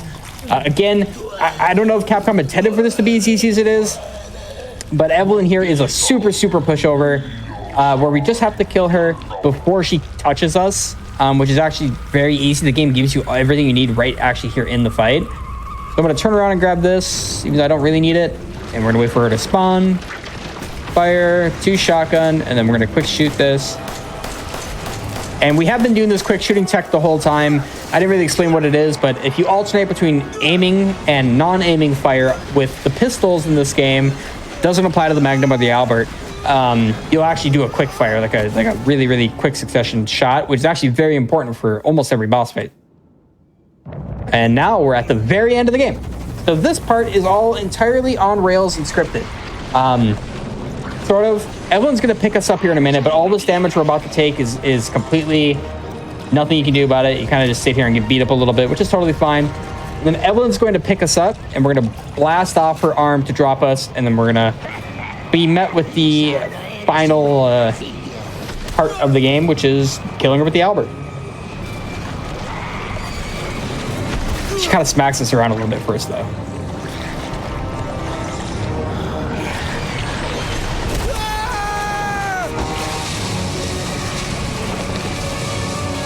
Yep, up we go, and then we're gonna kind of spin around. She's gonna get another hit off on us. We can't get the 1 cycle shot off here because of Madhouse. She's too tanky.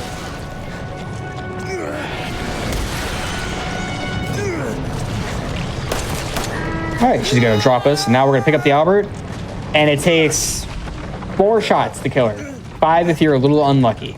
But this is the last section of the game where I actually don't have to do anything. Really, I just have to mouse 1.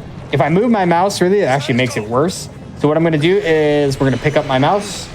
I am not going to move at all. We're just going to mash left click, and we should kill her in 4 shots. Time will come up after she dies, and the cutscene fades to black. And that's RE7. I have to wait for her to go through the super long death animation. Eventually she'll die.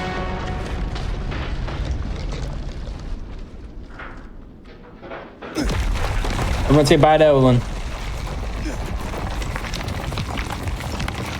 All right. The time is coming up.